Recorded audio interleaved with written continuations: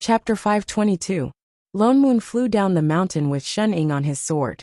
They walked towards the immortal ascension stone by the sea. It was densely pasted with slips of paper. Some were from a long time ago, while some were very new. All kinds of wishes and requests were written on the slips of paper. Ever since the last time they opened the mountain to recruit disciples, mortals would often come here. Some people started pasting all kinds of wishes on the stone, hoping that immortals could help them fulfill them. They had already used the immortal ascension stone as a divine stone. But among these slips of paper, there were also some requests for help, like demons causing trouble. When Lone Moon saw them when he went out to spread his wealth, he would also solve them. Slowly it became a custom. Those who really met with difficulties would come here from far away to seek help from immortals. To distinguish, the slips of paper would be marked in red. He glanced at it and saw 3 red slips of paper. He took them down. 2 of the locations were rather far away. The closest one was a 2-day journey. He glanced at it and decided to make a trip. So he handed the slip of paper in his hand to Jianxing and said, "Let's go to the west, to this place called Xuhong City." "Yes, master." Jianxing nodded and took it. He glanced at it and handed it to the other 3. Just as they were about to fly on their swords, a female voice suddenly sounded. "Brother." A woman who looked to be in her 30s ran over. She looked at Jianxing in the middle with a look of surprise. She looked a little familiar, and she had cultivation, just that she was still in the qi refinement realm. "Little Lin." Jianxing was stunned. He blurted out, "Why are you here?" Fatty was shocked. This person was actually Jilin, Jianxing's younger sister. It was just that her current appearance was no longer that of a young girl. She looked much older than Jianxing. The joy on the woman's face faded and was replaced by worry. Tears even gathered in her eyes. "Brother, I've been waiting here all these years." She turned to look at Lone Moon and knelt down. "Exalted Master, I was young and ignorant back then. I made a huge mistake. I already know I was wrong. I've been regretting it all these years. I dare not ask for Exalted Master's forgiveness. I only hope for a chance to forgive me." Lone Moon's expression darkened. He glanced at her and said, "Really? Then tell me, where did you go wrong?" Jilin was stunned, as if she did not know how to answer. He subconsciously looked at Shun Ying, who was at the side, rolled his eyes and said, I shouldn't have been disrespectful to elder sister Shun. No, it's Master Shun." Before she could finish speaking, Lone Moon laughed coldly and said, "You don't even know what you did wrong, so how can you say that you did wrong?" If she really knew that she was in the wrong, she wouldn't have appeared here today, much less in such a weak state. Back then, Fatty had crippled their cultivation, but he hadn't harmed their foundations or caused them to lose their memories. If she worked hard enough, she would have long since regained her cultivation of a mere foundation establishment stage. However, she was still in the qi refining stage. Lone Moon did not look at her again. He turned to the others and said, "Once you're ready, we can set off." With that said, he summoned his sword and pulled Shun Ying into the air. "Exalted Master." Jilin looked anxious. Seeing that no one was paying attention to her, she could only look at Jianxing. "Brother." Jianxing took a look at her, held it in, and turned to fly away on his sword. The others followed, but Mushroom took a look at her and called out softly, "Little sister Jilin." "Mushroom." Fatty called her and pulled her away. Jilin still did not give up. She just followed behind them on her sword with a sad expression. Jianxing turned back to take a look. A moment later, he turned back and continued to fly on his sword. "Do you think that I was too heartless to those disciples?" Lone Moon looked at Jianxing and asked. Jianxing was stunned. He shook his head and said, "No, they were the ones who made mistakes and let down Master's expectations. Now they are just returning to their original position. It's just that." He could not help but look back again. Then he said seriously, "Jilin is my sister after all. Although I know that she can never return to the sect, I can't be completely heartless to her." He looked troubled, but there was no resentment in his eyes. It's good that you understand." Lone Moon nodded. This disciple could see clearly. There was no need for him to worry. Although she is no longer a disciple of the sect, there is no need to be too distant to her. It's good that you know your limits. Yes, master.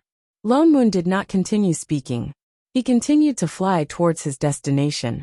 Shen Ying, who was behind him, suddenly turned half her body from behind Father Niu and looked straight at Jianxing. Jianxing looked up subconsciously, only to see Shen Ying giving him a big smile. He was stunned for a moment. His face was blank. But strangely, he suddenly felt a little flustered. Lone Moon and his disciples flew for 2 days. They finally arrived at Xuhong City. This was a relatively large city in the west. The note described the strange things that had happened in the city recently. A few months ago, the people in the city seemed to have collectively contracted a strange disease. They would inexplicably fall into a deep sleep at night, and everyone would have nightmares. They would only wake up in the morning. The locals thought that there was a demon causing trouble. They went to the seaside to seek help from immortals. In order to avoid alerting the demon, they disguised themselves as a merchant team, entering the city to buy goods. Lone Moon found an inn to stay in and let them ask around. The 4 of them inquired around the city seriously. They only returned after sunset. They began to exchange their findings. I heard that the people here fall asleep every midnight. It seems that the demon only appears at night. But there is no remnant demonic aura in the city. It seems that it is not a demon. The people in the West said that this has been happening for 5 or 6 months. Not only do people fall asleep at night, but there are also people who fall asleep mysteriously during the day. That's right.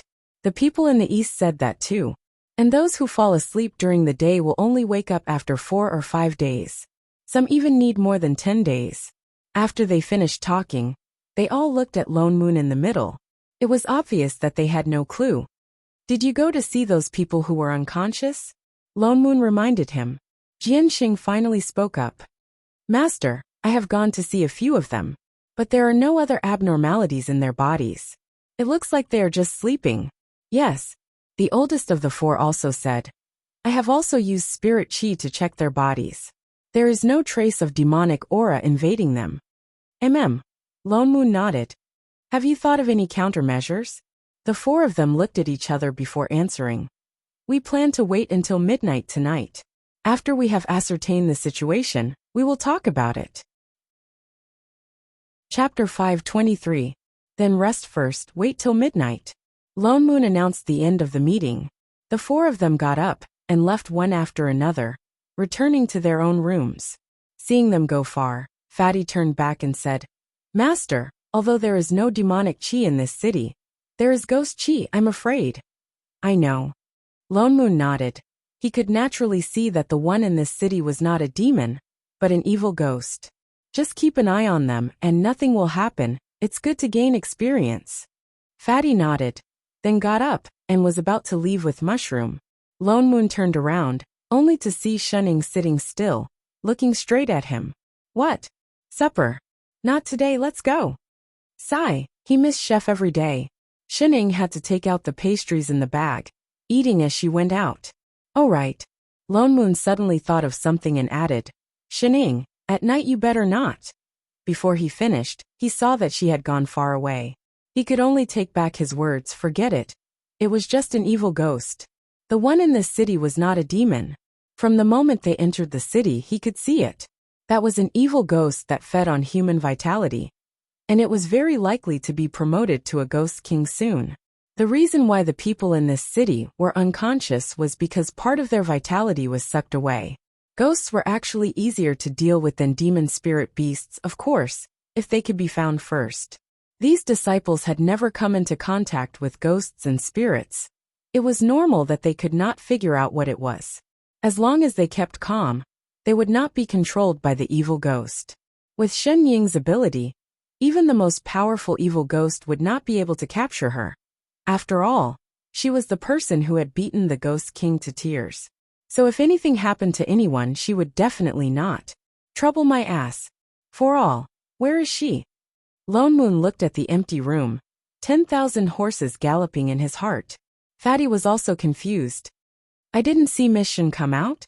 Find her. Quickly. He should not have let down his guard on that person with no sense of direction. Yes. Fatty was about to go out when he suddenly heard the sound of a bell ringing in his ear. The sound was simple and distant, instantly spreading throughout the entire Tsuhong city, drilling straight into everyone's ears.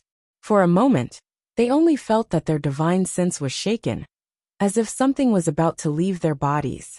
The four disciples hurriedly circulated their spiritual qi to protect their heart meridians before they could suppress that feeling. Suddenly, there was a clang at the door. Jilin, who had followed them all the way here, had fallen at the entrance of the inn downstairs. There was a trace of blood at the corner of her mouth, and there was a faint sign that her soul had left her body. Little Lin. Jianxing was shocked and directly jumped down from the building. He helped the person on the ground up and separated a bit of spirit qi to protect her heart meridian. Only then did Jilin's expression look a little better. Brother. Jilin looked at the person in front of her with lingering fear. Suddenly, as if recalling something, she looked up at the people upstairs and said, "That's right, exalted master. I saw Sister Shen on the street just now. I called out to her, but she did not respond. It's like she's being controlled by something." Lo Moon was shocked. In a flash, he appeared beside her. "Where did you see her?" "On the main street in front." She pointed outside. Lo Moon turned and rushed out, searching in the direction she pointed. The others hurriedly followed. Only when they came out did they realize that although it was pitch-black midnight, the streets outside were filled with people. Upon closer inspection, they realized that they were all residents of the city during the day. Without exception, all of them had their eyes closed, their faces numb. Like wandering souls, they walked in the same direction, as if they were being controlled by something. There was no sound at all. A disciple mobilized his spirit qi to check their souls, but his face turned pale. Their souls are not in their bodies. The others were stunned. One by one, they pushed open the doors of the houses on the street and walked into the rooms, only to find that there were shadows lying on the beds. They were the souls of those people on the street, but their faces were in pain, as if they were experiencing some terrifying dream. "It's that bell just now," Jianxing said in a low voice. Their souls were shaken out by the bell. Something is controlling their bodies. "Let's find Shining first," Lone Moon said in a low voice and flew up directly. He released his divine perception and scanned the dense crowd on the street. Only then did he realize that the familiar figure on the street was walking step by step with the crowd toward the city entrance. Upon closer inspection, there was a faint trace of ghost qi wrapped around her leg. There. Lone Moon flew down directly. With a wave of his hand, he dispersed the ghost qi on Xunying's leg. He stopped instantly. The others also chased over. Fatty subconsciously said, "Strange, why would Miss Shin be affected by mere ghost qi?" Before he could finish, Lone Moon suddenly turned back with a nervous expression. He lowered his voice and said, "Don't speak." "Ha!" Everyone was stunned and stood rooted to the ground. Did they think that something big had happened to Shining? Upon closer inspection, they realized that she was the same as the other unconscious bodies. Her eyes were also tightly shut, her face expressionless. Only, there was a faint sound of snoring. Fatty. Jianxing. Everyone. Was she sleeping? Her soul did not leave her body at all. She was purely asleep. Before they could react, Lone Moon's serious voice transmission sounded in their ears. It was as if he was facing a formidable enemy. "Go quickly, move the blankets and pillows in her room over. Don't make any sound, if you don't want to die." The disciples were dumbfounded, but they still obediently went back to move the blankets and pillows. "Quick, bring them over to me. Be careful." Lone Moon took the blankets from their hands and took a deep breath. Then, he carefully walked forward and carefully wrapped it around Shining. Then, very carefully, he carried her and gently placed her on the blankets that were laid on the ground. Every move was like a slow-motion replay. He even held his breath the whole time, for fear of making the slightest sound. Only when he put her back in the blankets did he let out a long breath and wiped the cold sweat off his forehead. Thank goodness, thank goodness. She didn't wake up. Father was scared to death. Onlookers, master. Jianxing looked at the figures that had already walked out of the city. He could not help but send a voice transmission. "The people in this city." Lone Moon turned back to look at them. Then he nodded and said, "Go. If you encounter anything, try to stay far away. I'll stay here and watch Shining. Fatty, look after them. Yes, master. Fatty nodded and glanced at the 4 disciples. Then, together with Mushroom, they flew away with the crowd that was leaving the city. Jilin turned back to look at Lone Moon. Something flashed across her eyes. Then, she hurriedly rode on her sword and followed. The few of them chased all the way out of the city. Outside the city, the sky was filled with white fog.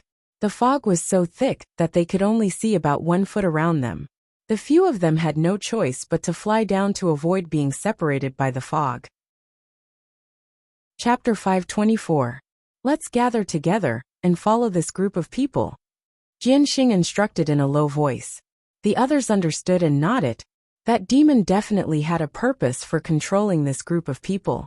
If they followed them, they would definitely be able to find it. Fatty didn't stop them either. He just followed them from a distance. They followed the crowd for a long time.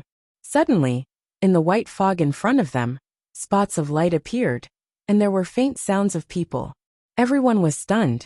They quickened their steps and walked forward. They realized that it was actually the city gate of Tsuhong City in front of them.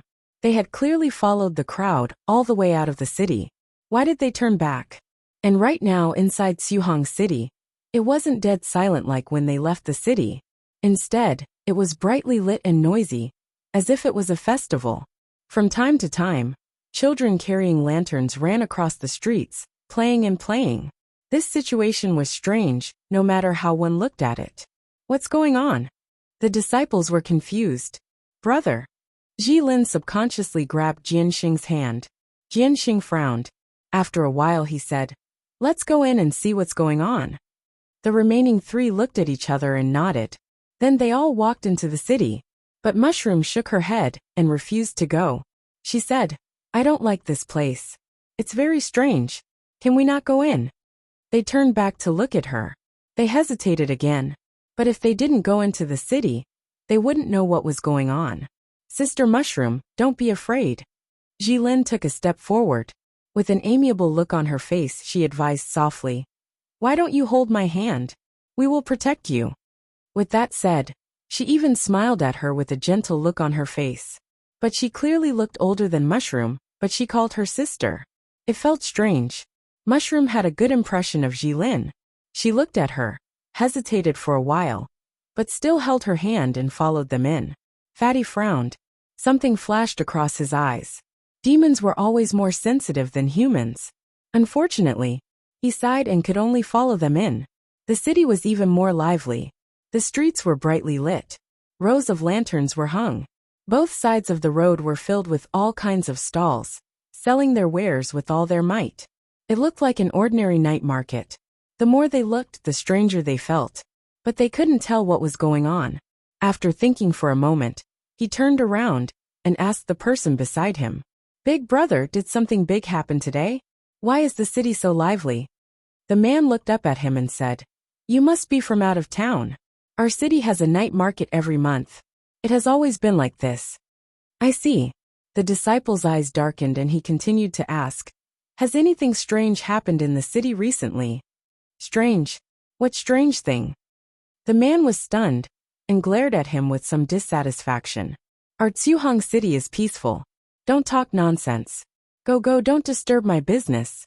The disciple could only retreat awkwardly. Everyone else's expressions became a little more serious. Everyone in the city was clearly distressed during the day. Everyone in the city knew about the inexplicable lethargy. But why did this person seem to be completely unaware of it? "Brother, where did Master and the others go?" Jilin suddenly pointed to the front of the street and said, "When we left the city previously, he and Sister Shun, Master Shun were clearly here. I remember the street." Everyone looked around and realized that this was indeed the street they left the city on. But Lone Moon, who was originally nervously guarding Shining, was now nowhere to be seen. But they had only left the city for a quarter of an hour.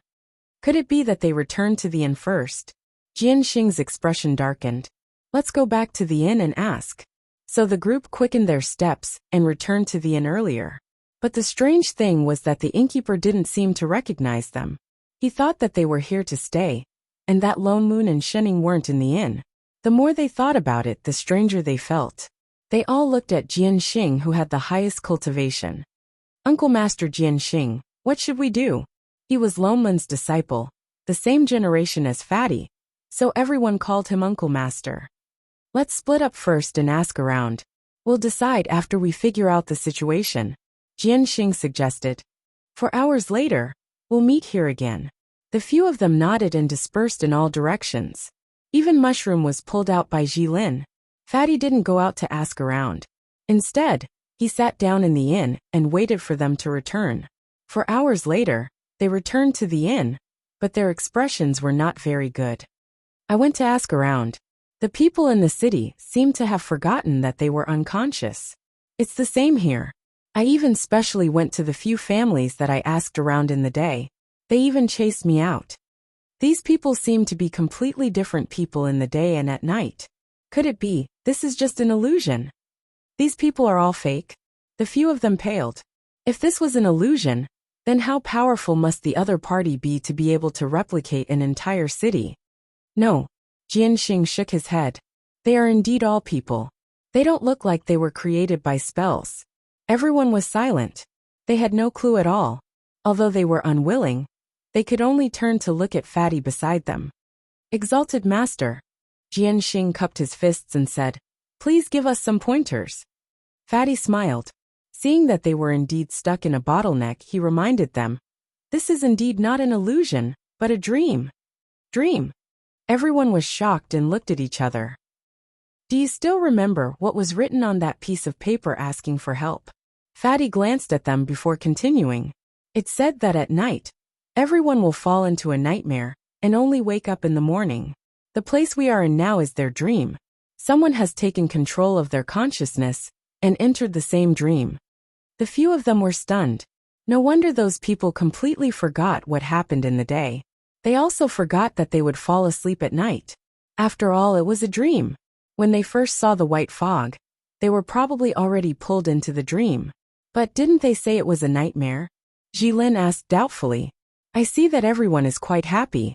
It doesn't look like a nightmare? The other disciples thought so too. Fatty smiled and said, very soon it won't be. What? The few of them were stunned.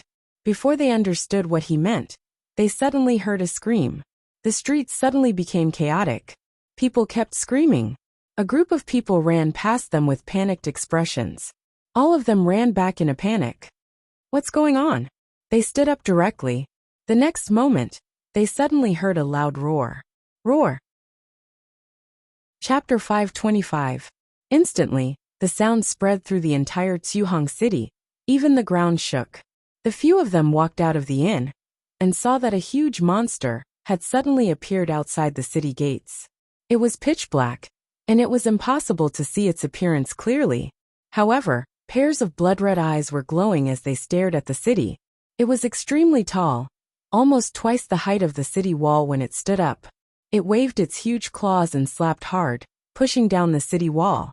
Terrified screams could be heard below the city wall. Is this the monster that is harming the city? The disciple subconsciously wanted to pull out the sword in his hand. Don't forget, Fatty reminded. This is a dream. The disciples paused and looked up at the monster in front of them. Could this monster be fake? But it clearly looked so real. Everyone's expression changed. For a moment, they didn't know if they should attack. But the monster was getting closer and closer. It pushed down the city wall directly and was biting towards the panicking crowd. They could even smell the thick stench of blood coming from its huge mouth. The people in the city were frantically running around, but there were too many of them. They couldn't all escape, and there were always a few who fell behind. So the monster bit down, and instantly blood splattered. It was a ghastly sight. It even stretched out 7 or 8 octopus-like claws, entangling those who were running away, and throwing them into its mouth one by one. There was a faint crunching sound of chewing. Everyone's hands tightened, and they desperately resisted the urge to attack. On the other side, something flashed across Jilin's face. She suddenly pulled out her sword and shouted, I can't watch anymore. Even if it's an illusion, I can't bear to see this monster wantonly hurting people. With that said, she rushed over. Jilin. Everyone wanted to stop her, but it was too late. They watched as she flew over on her sword. She summoned a blazing flame and shot it towards the monster. Unfortunately, her cultivation was ultimately too weak. Not only did she not cause any damage to the monster, but she was also entangled by its claws. She was about to be eaten. Little Lin. Jianxing was shocked. He directly pulled out his sword and rushed over. The other disciples also rushed over and began to attack the monster. Jianxing even chopped off one of the enemy's tentacles and saved Jilin. Fatty took a look at them and shook his head. Indeed, they were lacking in experience. Under the joint attack of several people, the monster gradually lost the strength to resist. It suddenly let out a miserable cry and began to flee in the direction of the city gate. The few of them naturally wouldn't let it escape, so they all ran towards it. Jianxing even summoned the sword array directly. Instantly, thousands of swords formed by spirit qi rained down from the sky towards the monster below. Instantly, the monster was nailed to the city gate. The monster let out a blood-curdling screech, and its huge body collapsed with a loud rumble. All the disciples heaved a sigh of relief, but before they could feel the joy of victory, a familiar roar came from behind them. Suddenly, another identical monster appeared behind them, slowly crawling into the gap in the city gate. What's going on? Everyone was shocked. Why would there be more? They had no choice but to turn around and continue to deal with this monster. However, these monsters seemed to be endless. After killing one, another identical one would immediately appear. It was as if they were deliberately trying to waste time with them. Only then did they start to recall Fatty's words. Did he stop them just now, because he had already guessed that this would happen? He turned around to look at the panicking people in the city, but realized that although they were fleeing with all their might, none of them ran out of the city gate. It was as if they were trapped by something. Brother, look, what's that? Jilin suddenly pointed at the corner of the wall and said. Jianxing turned around and saw that on the gap in the city wall that was just pushed down by the monster, there was a faint red glow, as if it was the glow of some sorcery. Without thinking much, he waved his sword and shouted to everyone. There's an array on the city wall. Attack that city wall. Fatty, who was watching the battle below, paled. Stop. Unfortunately, it was too late. Jianxing's sword was already waved towards the city wall. Although the other sorcery was a step late, it also deviated towards the city wall. With a loud rumble, a large piece of the city wall collapsed. In an instant, like dominoes being pushed down, not only the city wall, but everything in the city also began to collapse. The originally brightly lit city began to distort and change shape, as if the whole world was disappearing. All the disciples were shocked. Before they could even see clearly what was happening, they felt their bodies become heavy and they fell straight down. In the next moment, their vision blurred, and they appeared on a piece of flat land outside the city. Around them stood those dazed people who had left the city previously. Everything was the same as when they had just left the city, as if they had never been to that brightly lit city at all. Could it be that their primordial spirits had also left their bodies just now?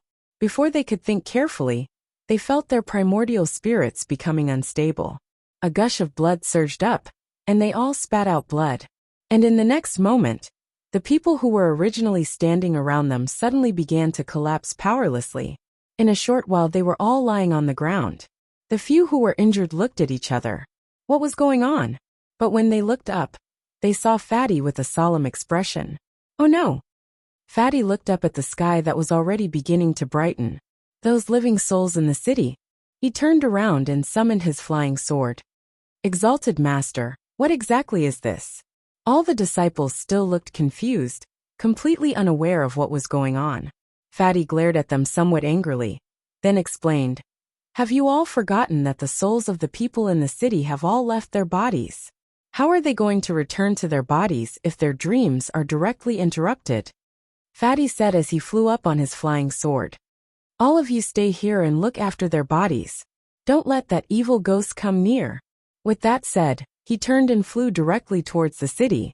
At this moment in the city, Lone Moon, who was guarding a certain foodie who had woken up, looked up at the sky and immediately frowned. He got up and walked into a house next to him. On a closer look, indeed, the living soul lying on the bed began to become unstable, faintly showing signs of turning into a ghost. But his body still did not return. It seemed like it was too late. Lone Moon's expression darkened. Seeing that the sky was about to brighten, he walked out and conjured a seal with both hands. A large array appeared under his feet, instantly enveloping the entire city, temporarily suppressing the living souls in the city from dispersing. The next moment the sun slowly rose. A certain someone who had slept soundly on the streets for the whole night also opened his eyes. At one glance, he saw the person sitting beside him with a face full of resentment. "Hey, Father Neo, good morning." "Morning, my ass." Lone Moon directly rolled his eyes. "In the future before you sleep, you'd better tie a rope to the head of the bed." Even a mere gust of ghost chi could be drawn away. How deep was his sleep? Didn't he have any King idea how grumpy he was when he woke up? Chapter 526. Huh? Shining was confused. Only then did she realize that she was not lying where she slept last night. She blinked blankly. Forget it. She couldn't be bothered to think about it. It's not important. Lone Moon was about to scold her when Fatty flew back hurriedly. "Master, the people in the city." He had just landed when he felt the array formation on the ground. He heaved a sigh of relief. Luckily, Master discovered it first. "What happened?" Lone Moon glanced at him. "Didn't you go to catch the evil ghost? Why can't the people in the city return their souls instead?" That evil ghost must have sensed danger, so it summoned the ghost fog and sucked them into the dream realm. Fatty said awkwardly. They accidentally broke the dream realm in advance. Those people's bodies did not return in time, so... Lone Moon's expression darkened. What was this? They were in cahoots with that evil ghost, weren't they? "Master, time is pressing. I've already asked them to guard those people's bodies outside the city. Let these people's souls return first." Lone Moon nodded. Fatty then took out a gourd Dharma artifact and opened it. He conjured a seal while chanting. In a short while, living souls turned into streams of light and entered the gourd. It took him half an hour to collect the last bit of living souls and seal the mouth of the gourd. "Let's go." Lone Moon flew up on his sword. "You go too." He brought Shining with him. "Shining, where's breakfast?" The bodies of the people in the city were not far from the city. From afar, they could see the ground full of people lying on the ground. 3 disciples were guarding them. Seeing the 3 of them coming over, they immediately welcomed them with joy. "Exalted Master, you're back." Fatty glanced at the 3 of them. "Where are the others? Why are there only the 3 of you?" Jianxing, Mushroom and Jilin were all gone. The trio's expressions changed. They exchanged a look before replying. "Exalted Master, after you left, a malevolent ghost suddenly appeared." "Master." Miss Jilin was caught by it. Uncle Master Jianxing and Mushroom both chased after her. Fatty's expression darkened. He turned to look at Lone Moon. "Master, you stay here and help the people in the city return their souls. I'll go take a look with Shining." Lone Moon instructed. He pulled Shining and followed Jianxing's aura. The 2 of them did not fly for long before they suddenly felt their surroundings become unusually cold. In the mountain forest in front of them, a large amount of ghost chi had gathered. It occupied the entire mountaintop, and even sunlight could not penetrate it. Lone Moon frowned. Was it about to become a ghost king? He directly flew down and followed the weak auras of a few people to the entrance of a cave. Half of the cave entrance had collapsed, as if someone had fought here. Looking at the remnant sword chi in the surroundings, it should be Jianxing. He summoned a sliver of immortal chi to cover his entire body, forcing the ghost chi to retreat. Subconsciously, he turned around and said, "Shining, the ghost chi here is too thick you." Before he could finish speaking, he turned around and found that the ghost chi around them had already distanced itself from her. It was at least 2 to 3 meters away, even further than the ghost chi he had dispersed with his immortal chi. "What?" Shining tilted her head. "I'm fine. I'm going in." Mother Ker. She clearly had a dispelling buff. How did she get controlled by the ghost chi last night? They walked directly into the cave filled with ghost chi. The ghost chi inside was even thicker. But with every step Lone Moon took, the surrounding ghost chi was dispersed by the immortal chi. Although he could completely disperse all the ghost chi in this cave, thinking of the people inside, he did not do so. The cave was very big, and there were forks everywhere. It was like a natural maze. But this was not a difficult thing for Lone Moon. With a sweep of his divine perception, the situation of the entire cave was clear. He walked directly in the direction of the three people. The only thing he had to worry about was a certain person who had no sense of direction. This way. Oh! Lone Moon pulled back a certain person who had taken a wrong turn for the umpteenth time. They finally walked to the innermost part of the cave. The surrounding ghost chi was even thicker, mixed with the smell of blood. There were also faint sounds of fighting, and waves of shrill ghost cries in front of them. It's right in front. Lone Moon quickened his pace and walked over. After a big turn, a blood pool appeared in front of him. There were a few corpses floating in it. Above the blood pool, a female ghost with a horrifying appearance and a face full of rotten flesh was fighting with Jianxing. That evil ghost was already a half-step ghost king. It was not weaker than a nascent soul cultivator, but the ghost chi on its body was a little weak. It seemed to be heavily injured. Obviously, it was interrupted at the critical moment of advancement and suffered a backlash. Jianxing was also injured quite a bit. His body was full of bloodstains, and the wounds were still carrying ghost chi. Seeming to notice a stronger aura coming in, that evil ghost panicked and could not care much anymore. Instantly, it released all the ghost chi in its body and blocked Jianxing's attack. Its claws reached down and directly sucked up the blood in the blood pool. The original horrifying appearance began to recover. In a moment, it turned into a beautiful woman. The ghost chi on its body was instantly tens of times thicker. It was trying to forcefully advance. Jianxing's hand paused. He was shocked by the sudden increase in the opponent's suppression. Just as he was about to counterattack, that ghost king directly abandoned him and rushed towards Lone Moon and Xinying's direction. Master. Jianxing's expression changed. He directly mobilized all the spirit chi in his body and slashed with all his strength. In the next moment, that ghost king let out a sharp and piercing scream. It was hit directly. The ghost chi around it dissipated instantly. The body that had just gathered seemed to have broken and dissipated. But suddenly, a red light shot out from the center, rushing towards Xinying's direction. Be careful, Lone Moon subconsciously reminded. He was about to make a move, but he saw that the red light stopped. Xinying was holding it tightly with one hand. That red light struggled desperately in her hand like a loach. But no matter how hard it tried, it could not escape. It could only let out a series of sharp and piercing sounds. Alright, he would be retarded to worry about a cheat. Xinying grabbed that red light and looked at it curiously. She even flipped it left and right. That sharp sound became louder, as if it was screaming. Exalted Master. The exhausted Jianxing also walked over. His face was pale. He must have gone through a tough battle. He looked down at the red light in Xinying's hand. This is the remnant soul of that evil ghost just now. It should be. Lone Moon nodded. Jianxing's eyes darkened. He said directly, this evil ghost has done many evil things.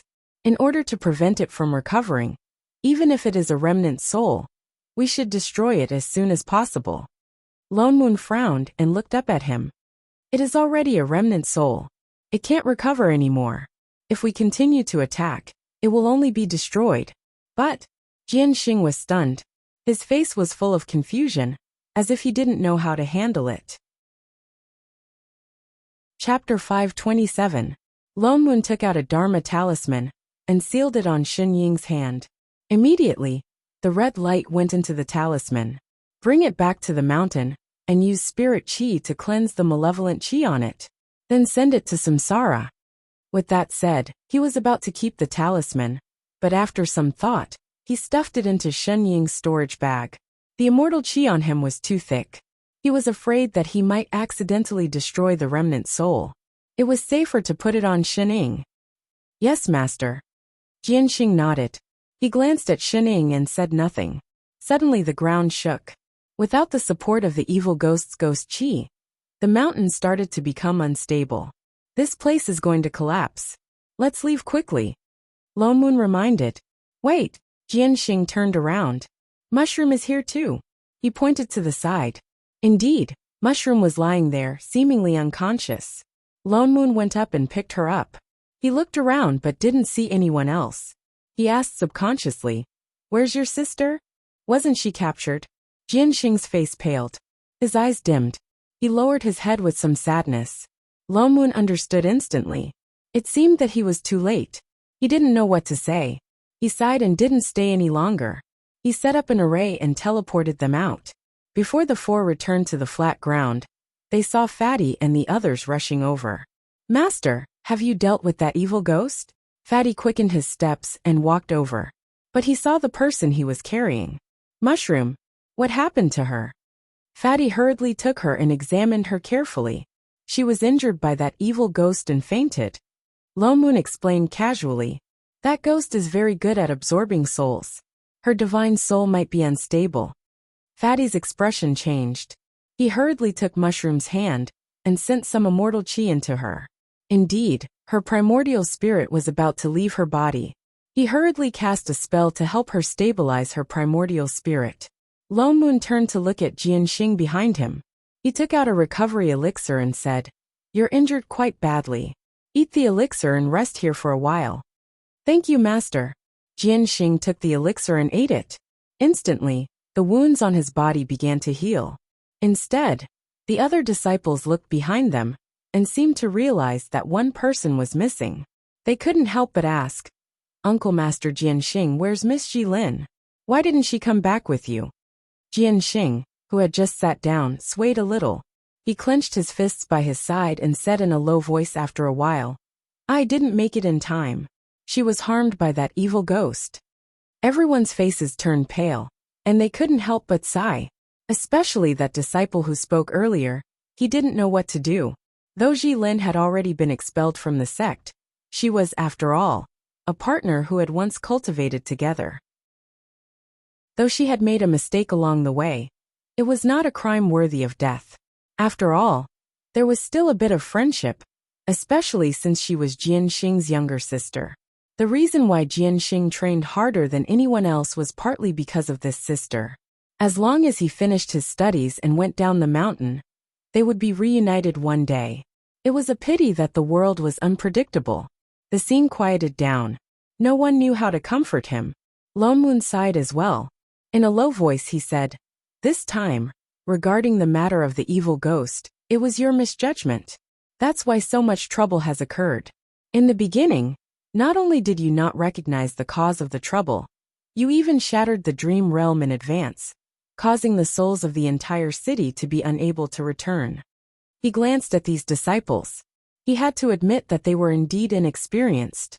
If not for Fatty and I temporarily stabilizing those living souls, I'm afraid the citizens of the entire city would have been lost. Everyone lowered their heads in guilt.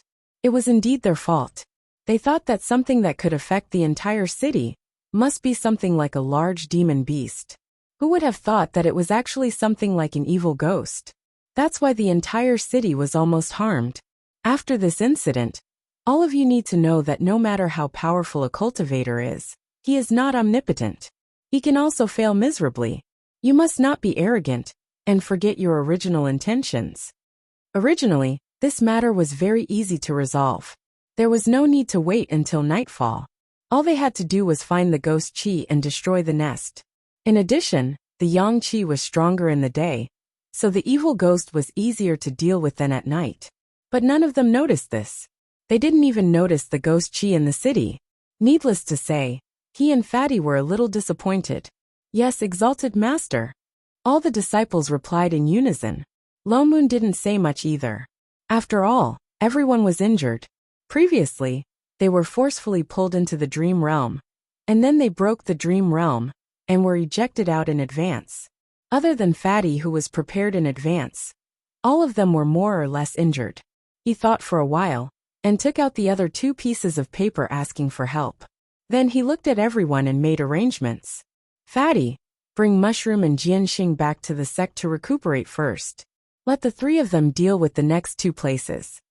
Fatty looked at the heavily injured Jianxing, then at the unconscious Mushroom in his arms. He nodded. "Yes, master." Jianxing also recovered some of his essence chi and stood up.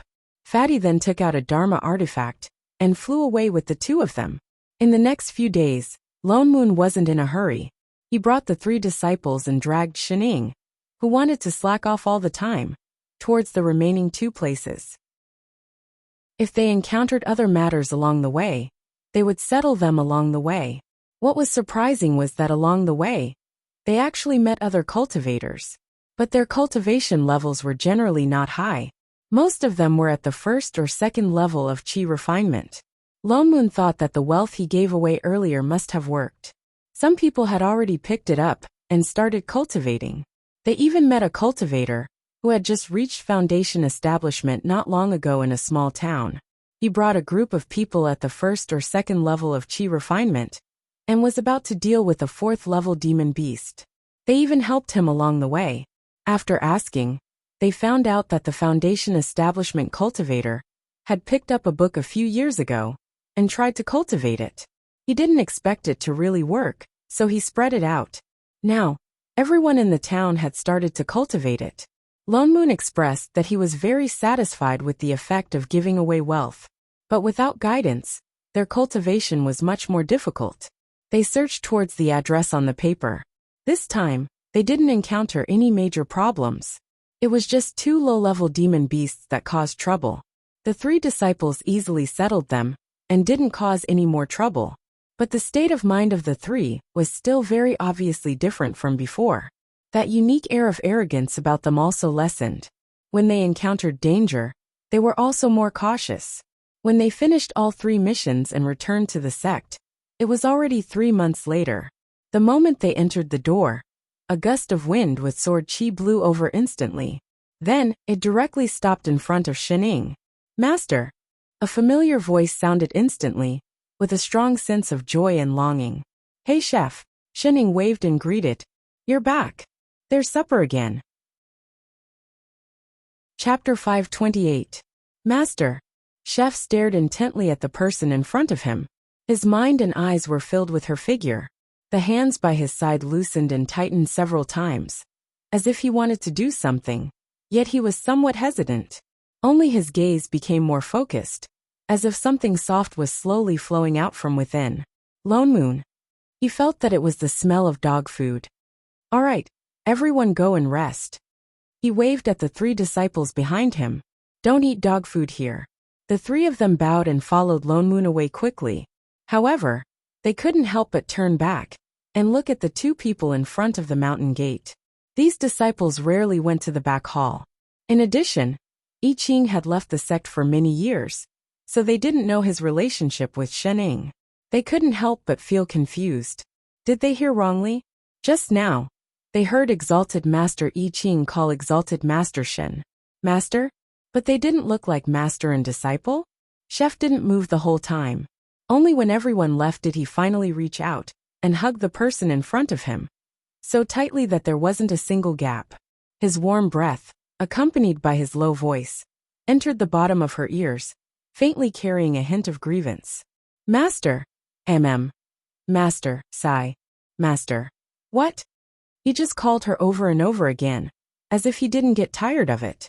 However, his voice became lower and lower. "Master, huh? Master. Are you making up the number of words?" Shening tilted her head. Chef was stunned for a moment. Then he hugged her even tighter. Only then did he change the sentence, but the feeling of grievance was stronger. "Master, I miss you. I miss you very much, very much." Shening paused for a while, then reached out and hugged him back. Her face was a little hot for no reason. Aya. Even an old fox would be tempted by such straightforward words. So she couldn't help but reply, "Me too." Chef was stunned for a moment. The corners of his mouth began to rise uncontrollably on his usually expressionless face. He lowered his head and buried it in the hair behind her, hugging her even tighter. He hugged like this for a long time, until Shenying's hands were a little sore. "Chef. Can you cook now?" As the saying goes, one can't forget one's roots. Not even as a chef. With Chef back, Shening finally returned to her wonderful life of eating 5 meals a day. Perhaps because Father Neo limited her to 3 meals a day for too long, Shening actually felt a little full. Thus he went out for a stroll. He was going to the back of the mountain, but he ended up going to the front hall instead. For disciples were practicing their spells on the training grounds. Ever since they went out, the cultivation of the few disciples taught by the fatty had improved. One of them even directly broke through to the late-stage gold core. This was mainly because of the improvement of the state of mind. On the other hand, Jianxing's cultivation didn't improve much because he was heavily injured. It had been nurtured in the sect for a few months, and now it was back. He was still the one with the highest cultivation among the four. What's more, he had learned all the sword techniques that Father Niu had taught him. He was already showing signs of developing sword intent. A few days ago, she heard Father Niu bragging in front of Chef, saying that he should be the first to leave the mountain among the four of them. With his nascent soul cultivation, it shouldn't be a problem for him to establish a sect. Father Niu already had the idea of letting him leave the mountain the last time they went out for experience. But he happened to be heavily injured, and only came back to recuperate for a period of time. But it was only a few days away. After Lone Moon tested him again, he would let him go down the mountain. The first immortal cultivation sect in this plane was a sword cultivation sect. These few days, Father Niu would come to show off occasionally, as if he had finally fulfilled some long-cherished wish of his. Shining glanced at the few of them and didn't care. Just as she was about to slip back, she saw a familiar figure sitting beside the training grounds, staring seriously at the four of them. She hesitated for a moment, then turned and walked over. "Mushroom," she called out, but the other party didn't respond. She could only walk a few steps closer and directly sit beside it. "Does this look good?" "Huh."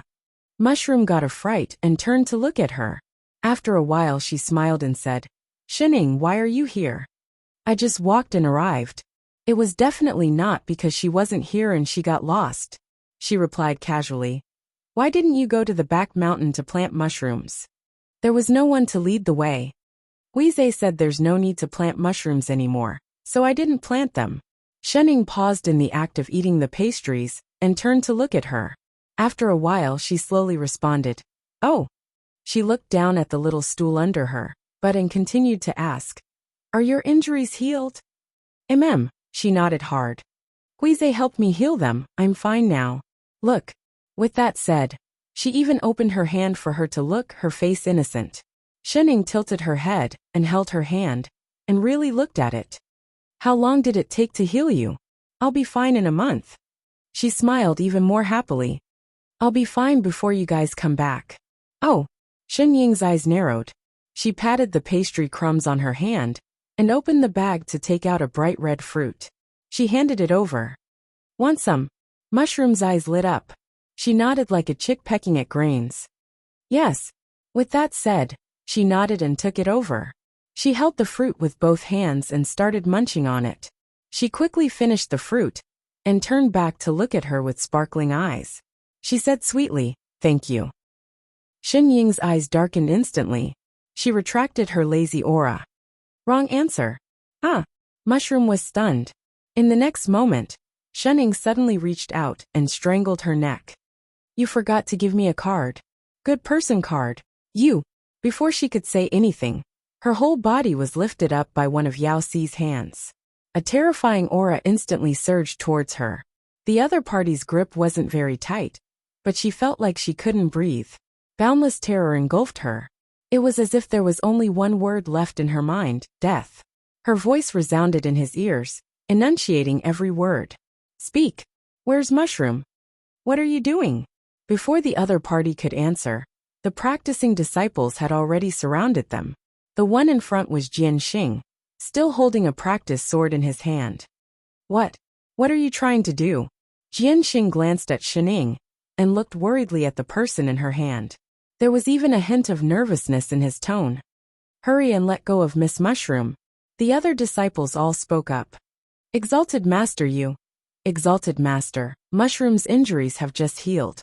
If she really offended you in any way, please don't hold it against her." "Yes, Exalted Master. Mushroom may be a demon, but she's a good one. Can you let her go first?"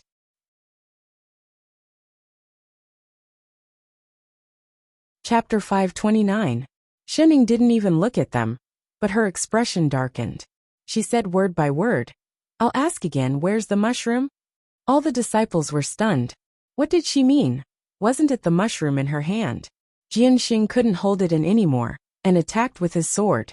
Exalted Master, sorry. He raised his sword and swung it at Xin Ying's hand that was holding the mushroom. A sword light was about to hit her wrist. Suddenly, another sword chi rushed over from the side and broke Jianxing's move, even sending him flying and crashing into the ground with a bang. In the next moment, I Ching's figure appeared beside Shening. Obviously, he was the one who released that sword chi. Loman's voice sounded from behind. What are you doing? Master, are you alright? I Ching scanned Shening up and down with some panic. Not finding anything wrong, he then turned to look at the person on the ground. In an instant, overwhelming sword aura gushed out and swept towards the front. The entire martial arts arena began to crack inch by inch. Jianxing, who was on the ground, was pressed into the ground. All the meridians in his body ruptured, and he became a bloody man instantly. Even the other 3 disciples knelt down and vomited blood. Even their primordial spirits looked like they were about to be crushed. Chef, calm down. Lone Moon spoke in time, trying to stop the person who was about to lose his temper. But I Ching didn't move until Shening also shouted, Chef! Only then did he retract the sword chi all over his body. Everyone then felt their bodies relax. In less than 2 breaths' time, they actually felt like they had escaped from death. Their faces were full of shock. What kind of powerful sword chi was this? Fatty, go and take a look. Lone Moon turned and instructed. Fatty hurriedly walked to the center of the martial arts arena and helped Jianxing up, who was like a bloody man on the ground. He stuffed an elixir into his mouth and used immortal chi to repair his meridians. If he had been 1 step later, he would have become a cripple. Senior brother. Only then did Jianxing open his eyes and take a look at Fatty. He finally recovered. I Ching looked over again, the sword chi on his body about to burst out at any moment. Chef, wait a moment. Ask clearly first. Lone Moon hurriedly pulled her back and looked at Jianxing over there. His expression darkened. What exactly happened? How could you point your sword at Shening? Jianxing pressed a hand to his chest and looked at Shening. There was some anxiety on his face. After a while he said, She wants to kill Mushroom. Lone Moon turned back and realized that Shening was carrying a person in her hand. It was Mushroom, but at this moment, his face was pale, as if he was about to be strangled to death. Mushroom. Fatty panicked. He dropped Jianxing and walked over quickly. Shening? Lone Moon paused. What was going on? Didn't she like mushrooms? The kind where they could share the fruits. Shening had no intention of replying at all. She continued to look at the man in her hand. Where did you hide the mushroom? What do you mean? What hidden? Lone Moon stopped mid-sentence, suddenly understanding something. His eyes widened. He conjured a seal and slapped Mushroom's forehead. A moment later, a translucent soul popped out of the mushroom's body. It was dressed exactly the same, but its face was completely different. Furthermore, it looked somewhat familiar. Jilin. The 3 disciples exclaimed in unison. Even Lone Moon was stunned. When did Mushroom get possessed? They did not see any signs of possession on her body. She's Jilin. Where's Mushroom? Fatty was also confused. He was the one who treated Mushroom's injuries, but he did not notice anything different. Jilin panicked.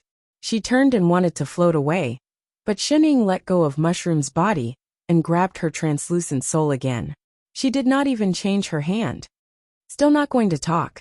Shening tightened her grip. Jilin's translucent soul started to crack like broken glass. Ah! Jilin felt an indescribable pain. She let out a shrill scream. No, don't. It's already been eaten by the evil ghost. I didn't harm her. Don't kill me. No. Jianxing shouted. She didn't do it on purpose. Don't hurt her. Loman's expression darkened. He turned to look at Jianxing. You knew from the beginning. Jianxing paled. A moment later, he said in a low voice. That day, the evil ghost captured both of them at the same time. By the time I arrived, Mushroom's soul had already been eaten by the evil ghost. He looked up at Jilin and Shenying's hand and continued. After I rescued little Lin's soul, I realized that her body had already been eaten by the evil ghost. I could only attach her to Mushroom's body. He struggled to kneel on the ground. He looked at Lone Moon and said, Master, I was anxious to save her. I was also afraid that you would misunderstand Jilin. That's why I did not tell you the truth. Please forgive me, Master. Lone Moon frowned. Possession was a heinous crime. But given the circumstances, he really did not have much of a choice. Otherwise, he might not have been able to save either of them. Even he could not say that what he did was wrong. But is that so? Shenning suddenly spoke. Her gaze turned cold. Mushroom is really dead? Everyone was stunned. What did she mean? Shenning suddenly raised her other hand and reached toward Jilin's head. What are you trying to do? Stop. Jilin was shocked. No matter how hard she tried, she could not escape from Shen Ying's palm. In the next moment, the same intense pain attacked her again. This time, it was more intense than before. Only last time, it was the pain of her soul being torn apart. Shen Ying was indeed tearing her soul apart. She grabbed one side of her soul and pulled it apart. Ah! Help save me, brother! Little Lin. Jianxing tried to crawl over, but he fell to the ground weakly. He could only glare at Shen Ying and watch as she forcefully split Jilin's soul into two. The originally translucent soul became even more translucent, but it was now divided into two figures. One still looked like Jilin, while the other, Mushroom. Fatty cried out in shock. It was not just the few people present. Even Jianxing, who was on the ground, had a look of disbelief on his face. How could this be? Why was Mushroom's soul in Jilin's body? Fatty stepped forward and took the translucent soul from Shen Ying's hands. He called out a few times, but there was no response at all. How could this be? She lost her primary soul.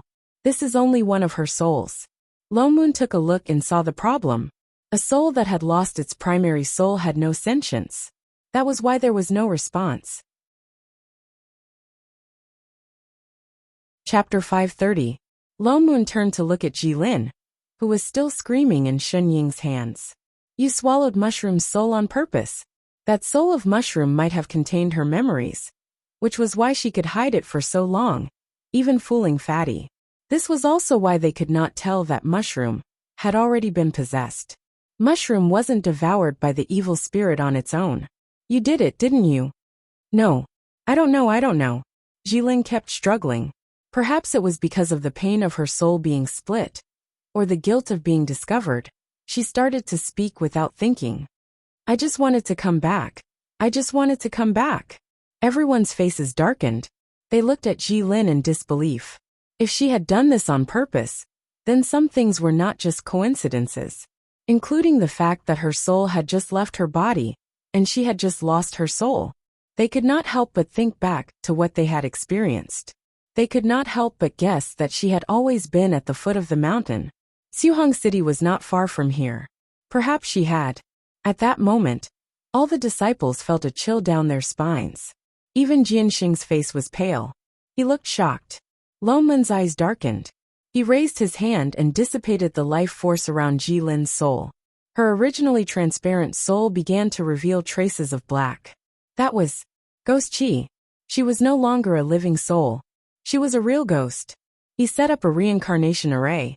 He looked at Shen Ying and said, "Send her into samsara." Shen Ying frowned. She tightened her grip. With a few cracking sounds, a few more cracks appeared on the soul. Then she threw it into the reincarnation array. Jilin swallowed Mushroom's soul. Naturally, she had to give up one of her own. Now that Shen Ying had taken it out, her soul was no longer complete. Coupled with those cracks, even if she reincarnated, she would not be a complete person. There would always be something missing. Lone Moon sighed.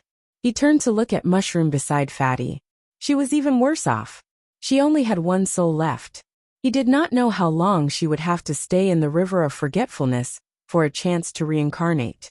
After all, even her primary soul had been swallowed by that evil ghost. Wait. Evil ghost.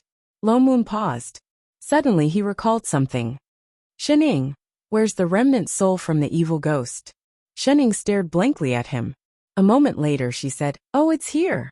As he spoke, he took out the talisman from the bag and tore it to release the remnant soul. A red light floated out from the talisman and formed a red ball. It carried an eerie ghost chi. After a few months, the remnant soul in Shen Ying's body had actually grown a little bigger. Strangely, it did not take the opportunity to escape. Instead, it floated obediently in front of Shining. Lone Moon took a closer look and realized that the remnant soul was filled with the demonic aura of an evil ghost. There was no aura of a mushroom at all. Could he have guessed wrongly? Just as he was thinking, Shining handed the red light to I Ching. Chef fire. Yes, master. I Ching turned his palm. Without any hesitation, a true phoenix fire appeared and surrounded the remnant soul. In the blink of an eye, the baleful qi and ghostly qi all disappeared. Only then did I Ching retract his hand. The originally fiery remnant soul slowly turned into an ordinary white transparent state, and slowly began to transform into a human form. Mushroom. Fatty was delighted. He was the first to recognize it. He did not expect that the remnant soul of the evil ghost was wrapped around Mushroom's main soul. Lone Moon heaved a sigh of relief. No wonder after that evil ghost died, this remnant soul flew toward Shining. It was not trying to escape, but Mushroom was asking Shining for help. He directly combined Mushroom's main soul and the remnant soul in Fatty's hand into one, and put them back into her body. Indeed, in a short while, Mushroom opened her eyes and looked at Fatty with some confusion. Huize. Suddenly, she seemed to recall something. Her face was full of fear. Jilin, she wanted to eat me, Huize. It's all right. Fatty comforted her and transferred a bit of immortal qi over. Only then did she calm down. She seemed to be exhausted. Slowly, she closed her eyes and fell into a deep sleep. Although her main soul had returned, she had lost 2 souls and 6 spirits after all. It was already not easy for her to be awake for a short while. But as long as the main soul was there, the other spirits could be nurtured back. Lone Moon took a look at Mushroom, then turned to look at Jianxing. His expression darkened instantly. Only then did he walk over. Master Jianxing's expression was complicated. He seemed to have not recovered from what had just happened. He was at a loss and flustered. Jianxing, do you know your mistake? Lone Moon looked at the person in front of him, his eyes full of disappointment. But Jianxing was the disciple that he had taught the most diligently in all these years. Although he was not the most outstanding, he had the highest expectations of Jianxing. Unfortunately, the higher the expectations, the greater the disappointment. Master. The panic in Jianxing's eyes deepened. Please forgive me, Master. I did not know that little Lin would do such a thing. Seeing that, the other 3 disciples also knelt down and began to plead for mercy. Exalted Master. Although Uncle Master Jianxing is Jilin's brother and sister, it is understandable that he did not know the inside story. Yes, Exalted Master. He who does not know is not guilty. Jilin was not that kind of person in the first place. No one would have thought that she would purposely take over someone else's body. Exalted Master. Although he was negligent, please forgive him this time on account of the fact that he was wholeheartedly dealing with the evil ghost. Even Fatty frowned and added, Master, since Jilin has been executed, justice has been served to Mushroom. After all, Jianxing was the only sword cultivator that Master had put in so much effort to teach. And he was about to leave the mountain to establish his own sect. He was angry about what happened to Mushroom, but he could not bear to see Master's years of hard work go to waste. Lone Moon's expression darkened even more. The hand by his side tightened its grip on his fan. Taking a deep breath, he turned to look at Shining and Chef. What do you think? Chef did not speak. The anger on his face had not dissipated. It was obvious that Mushroom and whatnot should be put aside. Just based on what he did to Shining just now, this person was already a dead man in his eyes. Shining, on the other hand, raised her head and looked straight at Lone Moon.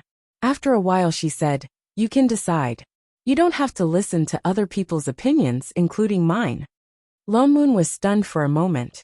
Then his expression softened a little.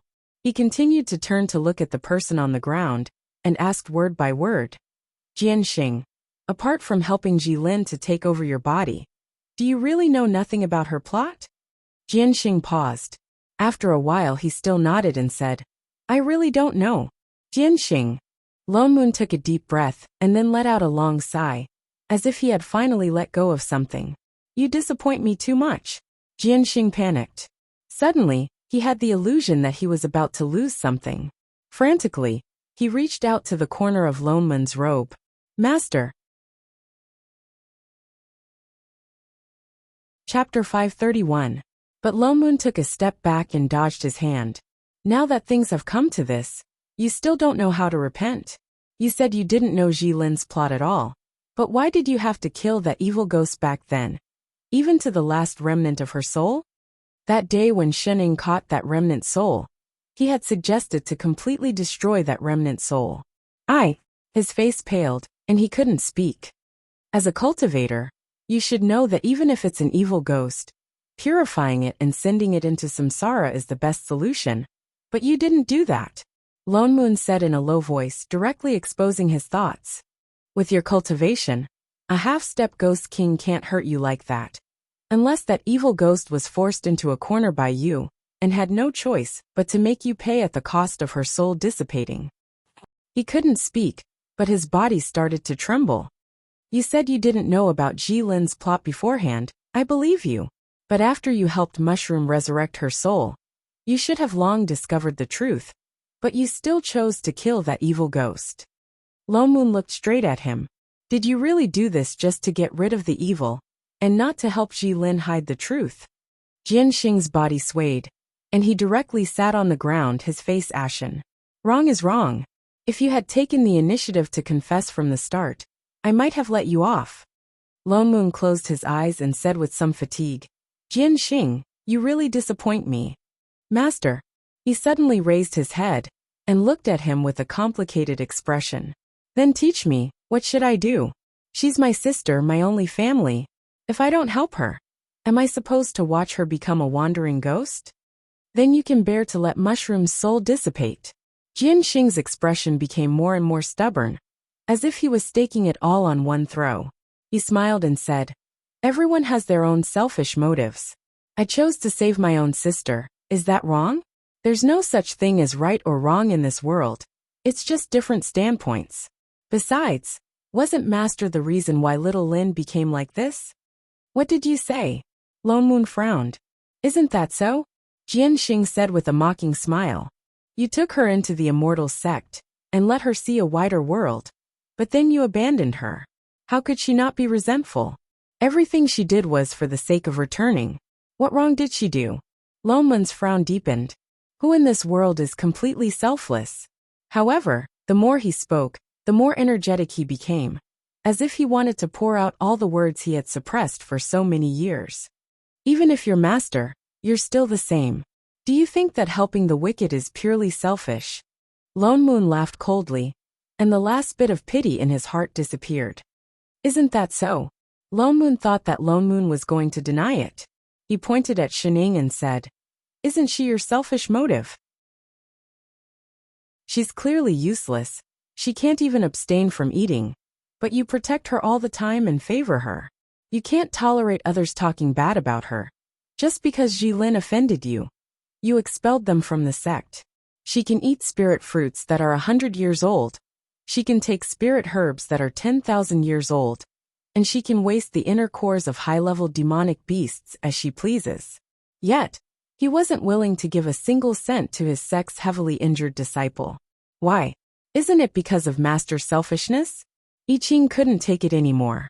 He even summoned his sword, but Shening stopped him. Fatty's face was black, and Father Neo's face was as black as the bottom of a pot. Shening, on the other hand, looked like she didn't care. She was still chewing on her fruit leisurely, as if the person being accused was not her. In order not to wake her up from her sleep, you abandoned the evil ghost and put the whole city in danger. The more he spoke, the more agitated he became. The way he looked at Shun Ying was like knives were about to fly out. It was he who gave Jilin the chance to take over her body. If I'm wrong, you guys are the same. Are you done? Loneman's expression was frighteningly calm. There was even a faint smile on his face. Is this what you really think? You always thought that Jilin was expelled from the sect, because I was selfish and sided with Shening? Yes. He nodded directly. If not for Master favoring her, based on her capabilities. How much do you know about her capabilities? Have you experienced it? Lonemoon interrupted him directly. Jianxing was stunned, as if he didn't understand what he meant. But Lone Moon's smile deepened and became colder. Then let me tell you, me, Chef, Fatty, and even everyone here combined would not be enough to deal with Shening with one hand. He scanned everyone present and said word by word. Not only that, if she wanted the survival of the entire human continent, to her, it would only be a matter of a single thought. Do you still think that's just my selfish motives? There was a sudden silence. Even Jianxing's expression was one of disbelief. I didn't wake her up from her sleep, because none of you could bear the consequences of waking her up. Isn't it because her cultivation level is low that she never bickers with you? That's because your levels are too low. You can't reach her. Do you really think that her title as sect master is undeserved? No, impossible. Jianxing looked at Shening, still in disbelief. What do spirit fruits, spirit plants, and inner cores have to do with you? Don't find excuses for your greed. You just think that because Mushroom is a little demon, it's more important for Jilin to be alive? You think that because Shening is immortal, her resources should be distributed to others? At the end of the day, your so-called reason is just to bully the kind and fear the evil. Jianxing's face paled again. He looked lost, as if something had been broken. Jianxing, Lone Moon looked at him seriously and said, it's true that everyone has selfish motives. You chose Jilin and gave up on Mushroom. That's not entirely wrong. There is indeed no right or wrong in this world. But there is definitely evil and good in this world. He raised his hand and conjured a seal. My invincible sect does not need disciples with evil intentions. No, Master. Great fear flashed across Jianxing's face. He turned and crawled towards Lone Moon. But Lone Moon did not stop. He conjured a seal and destroyed Jianxing's dantian. In the next moment, all the spirit qi in his body faded. Even the nascent soul in his sea of consciousness dissipated. His youthful appearance also changed visibly. He became about 40 years old. Jianxing looked at his own hands, his eyes full of fear. Master. He looked up and wanted to beg for something. But Lone Moon pointed at his glabella. The experience of going up the mountain to learn Tao is the main cause of Jilin's change. Then erase this memory as well. Jianxing's eyes widened. Before he could resist, he felt a wave of dizziness and fainted. Chapter 532. Send him down the mountain. Lone Moon turned to look at the remaining 3 disciples. Yes, exalted master. The 3 of them then went forward to lift the person on the ground, turned around and retreated. Fatty carried Mushroom as well. Master, I'll bring Mushroom down first. Yes. Lone Moon responded, but his eyes were still looking at the messy martial arts arena. His expression was dark, and no one knew what he was thinking. However, the surrounding air became heavy. Shening exchanged a look with Chef, then took 2 steps forward and stood beside him. Shening even took out a plate of pastries and handed it over. Father Neo, want some? I'm not eating. Oh. Shening stuffed it into her mouth. For a moment, the entire arena fell silent again. Only the sound of Shening chewing on the pastries could be heard. After a long time, seeing that the pastries were almost finished, Lone Moon's mouth twitched. Finally, he could not help but say, can't the 2 of you comfort me? Father Neo, what do you want to hear? Shening asked. How would I know? Can't you see that I'm in low spirits? All right. Shening sighed. Father Neo, you have so many students. There are bound to be 1 or 2 who can't graduate. Relax. Master is right. Chef replied casually. You've taught so many people. There's bound to be a group of people who can't become sword cultivators. You call this comforting? This was more like throwing stones into a well. If Father Neo really can't bear to let her go, it's not a big deal to call her back. There were indeed too few people who were born with a sword embodiment. Besides, although Jianxing made a mistake when it came to his sister, he didn't have any other shortcomings. It wasn't like he couldn't change it. No. He frowned and said, even if there is a shortage of sword cultivators in this world, I cannot tolerate someone with such evil intentions like him going there to teach. But everyone has their flaws. I know. Lone Moon turned to Shening and said, what I can't forgive is not that he always protects his sister, but that he has evil intentions towards innocent people. What did Mushroom do wrong to have to pay the price for Jilin's selfishness? Jianxing clearly knew that Mushroom was innocent, but he still helped Jilin take over her body and helped her plan her retreat. If he had said it at that time, it was not as if there was no other way. But he didn't. If he treats the people he knows like this, then what will he do when he sets up his own sect, and no one restrains him? Lone Moon sighed. Of course I know that no one is perfect. Everyone makes mistakes. I've taught him for so many years, and I was just about to finish my apprenticeship, but because of this matter I failed. This matter concerned the entire human race, so it was indeed not worth it. However, I cannot ignore the truth just because of his importance to the human race. If I let him go, then who will let Mushroom go? Who could she talk to about her reasoning? If everyone gave up the truth for the sake of greater benefits, then the world would be in chaos. This world is too scary. I just feel that there is no right or wrong in the world, and it is difficult to distinguish between good and evil. But at least there is fairness, right? He said this so seriously that even I Ching looked at him with some surprise, as if it was the first time he met him. Was this still the profiteer from before? Shenning suddenly laughed out loud. She patted his shoulder with a rare look of sincerity. Father Nio, good job. Why did she suddenly praise him so seriously? You did it. What? Lone Moon was stunned. In the next moment, he heard a rumble of thunder from above, and the sky suddenly darkened. Looking up, he saw that the sky was filled with layers of thunder clouds covering the entire sky. It was not just nearby.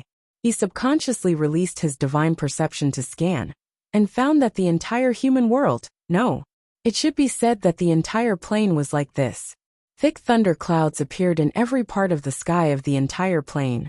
It was clearly a clear sky just now, but now it was all pitch black with thunder clouds. Only the clouds occasionally revealed the light of various colors of lightning.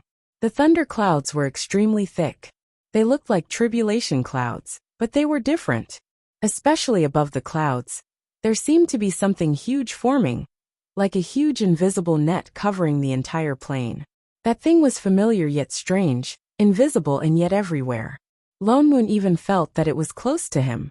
This was nomological power. Before Lone Moon could react, the transmission amulet beside him suddenly lit up. Hong Meng's excited voice sounded from it. Lord, did you see it?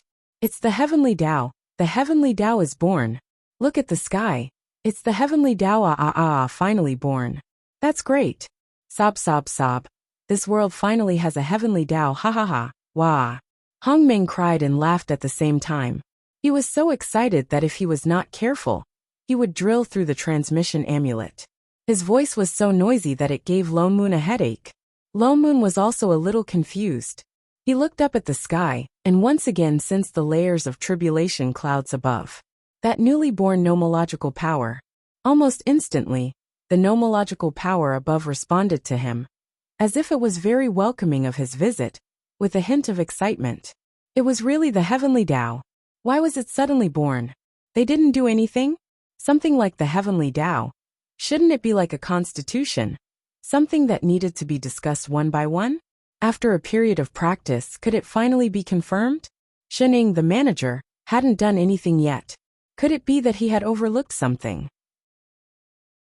Let him recall what happened just now. It seemed that he only said one sentence, fairness. He only felt his heart skip a beat.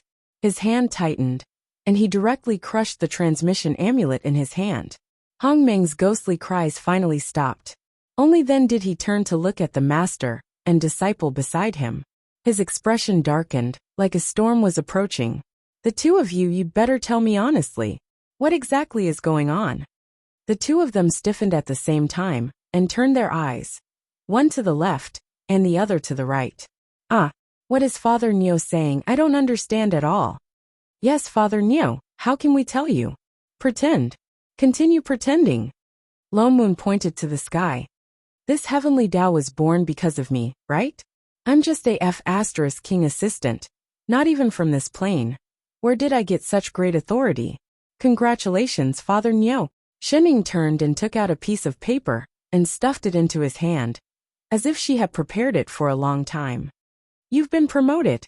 From now on, you're the manager of this plane. Clap.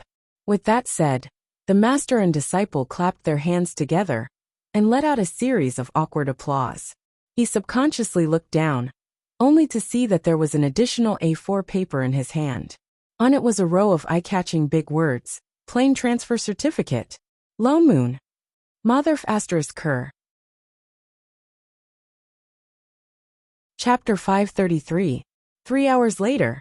So, the heavenly Tao was really born because of me? Lone Moon tried his best to suppress the anger in his heart and said word by word through gritted teeth. You're the manager. Your thoughts are the rules of heaven and earth. I Ching nodded. You already knew? Lone Moon looked at Chef. His eyes were like ice knives stabbing at him. Air. Chef faltered. Should he say that he knew or didn't know? Which means? Lone Moon's hand tightened. His fan cracked and almost broke.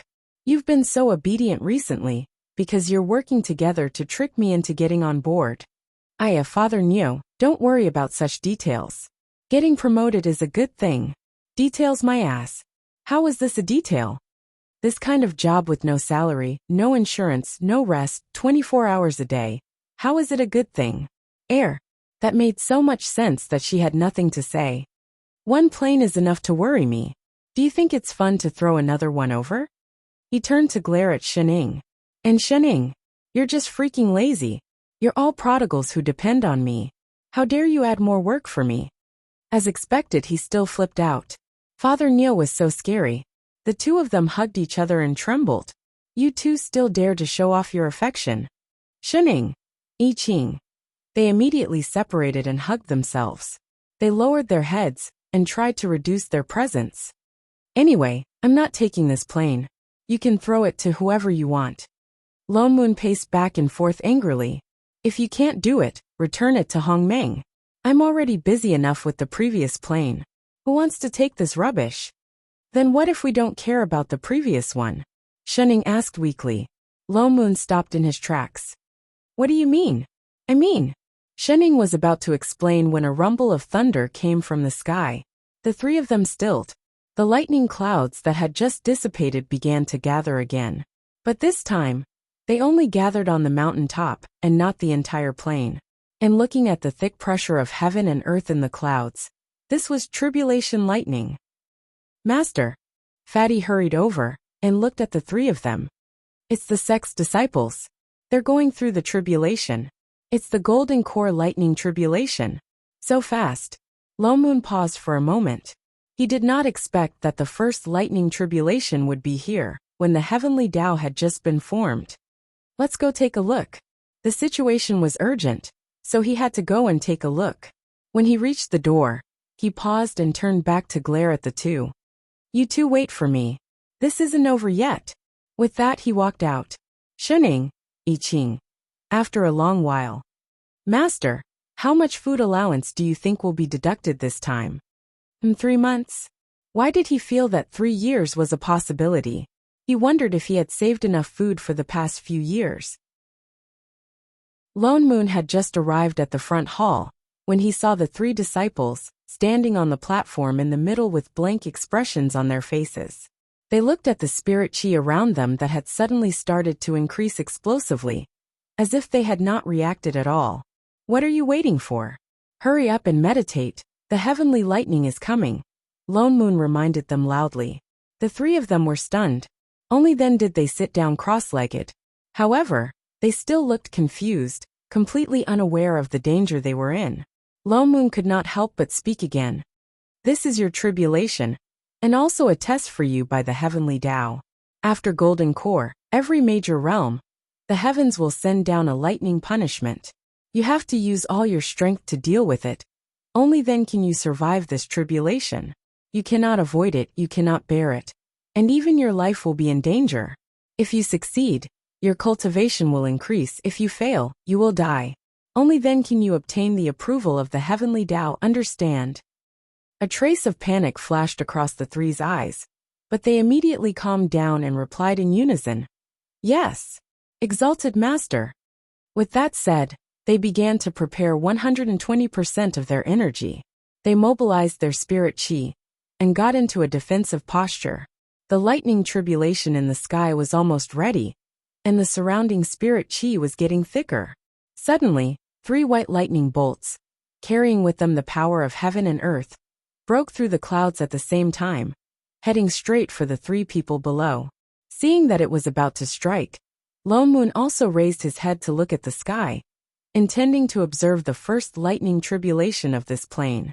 Suddenly, the lightning in the sky paused, as if it had come to an emergency stop midway, and stopped with a click in the air. The white electric head seemed to have come to life. Suddenly, it bent in Lone Moon's direction, then turned back to look at the 3 people on the ground. Then it looked at Lone Moon, then looked at the 3 people on the ground. It bent back and forth a few times, as if hesitating whether to strike or not. Even the nomological power around it seemed to be at a loss, as if asking for his opinion. The corner of Lone Moon's mouth twitched. The heavenly Tao really was born because of him. After a while he gritted his teeth and said word by word, "Do your thing. Why are you looking at me?" Only then did the heavenly lightning strike the 3 people's heads. The first was the mental demon tribulation. The 3 of them instantly fell into the mental demon tribulation, and their expressions changed. But after all, it was only the golden core lightning tribulation, and they quickly regained their senses. Then the second and third lightning fell one after another. Every lightning bolt struck the people below with unerring accuracy. Not only did it not deviate, but even the extent of each lightning bolt in the sky was exactly the same. Even the pressure in each lightning bolt, and the amount of electricity, were not the slightest bit different. Lone Moon faintly felt that he was watching a standard demonstration of the lightning tribulation, the kind that a leader would perform while inspecting. Lone Moon's expression became darker and darker. If not for the fact that the heavenly lightning had not finished striking, he really wanted to go back and beat the asses of these 2 people. The lightning tribulation struck very quickly. A total of 81 lightning bolts struck, not one more or one less. The lightning tribulation in the sky dissipated completely, leaving only the surrounding rich spirit chi, and a trace of the nomological power of heaven and earth revolving around Lone Moon, as if waiting for the leader to speak, not daring to disperse. Lone Moon took a deep breath, and suppressed the irritation in his heart. Only then did he reply, "All right." That trace of nomological power dissipated. Faintly, there was the illusion that the other party heaved a huge sigh of relief. Fortunately, the leader was satisfied. Although the 3 people who were going through the lightning tribulation were all injured to varying degrees, the spirit chi in their bodies had become more condensed. This was the benefit of the heavenly lightning. As long as they passed the test of the lightning tribulation, the heavenly Tao was still kind to cultivators. Fatty checked their injuries one by one, and found that none of them were particularly serious. Instead, their cultivation levels were showing signs of improvement. This could be considered as the heavenly Tao's compensation to them. After all, they had already formed their cores for a long time. Before the heavenly Tao was formed, the lightning tribulation was considered late. They could have just let it go, but now that they were already under the nomological power, the lightning tribulation still descended. Chapter 534. Fatty distributed some recovery elixirs to his disciples, then gave them some pointers on their cultivation, and told them about the heavenly tribulation in detail. Perhaps because they had personally experienced the pressure of heaven and earth, there was a hint of respect in their eyes.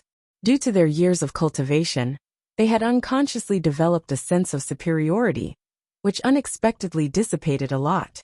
If these 3 maintained their original intentions, it was not impossible for them to become great grandmasters in the future. Lone Moon nodded in satisfaction, then let Fatty bring them away.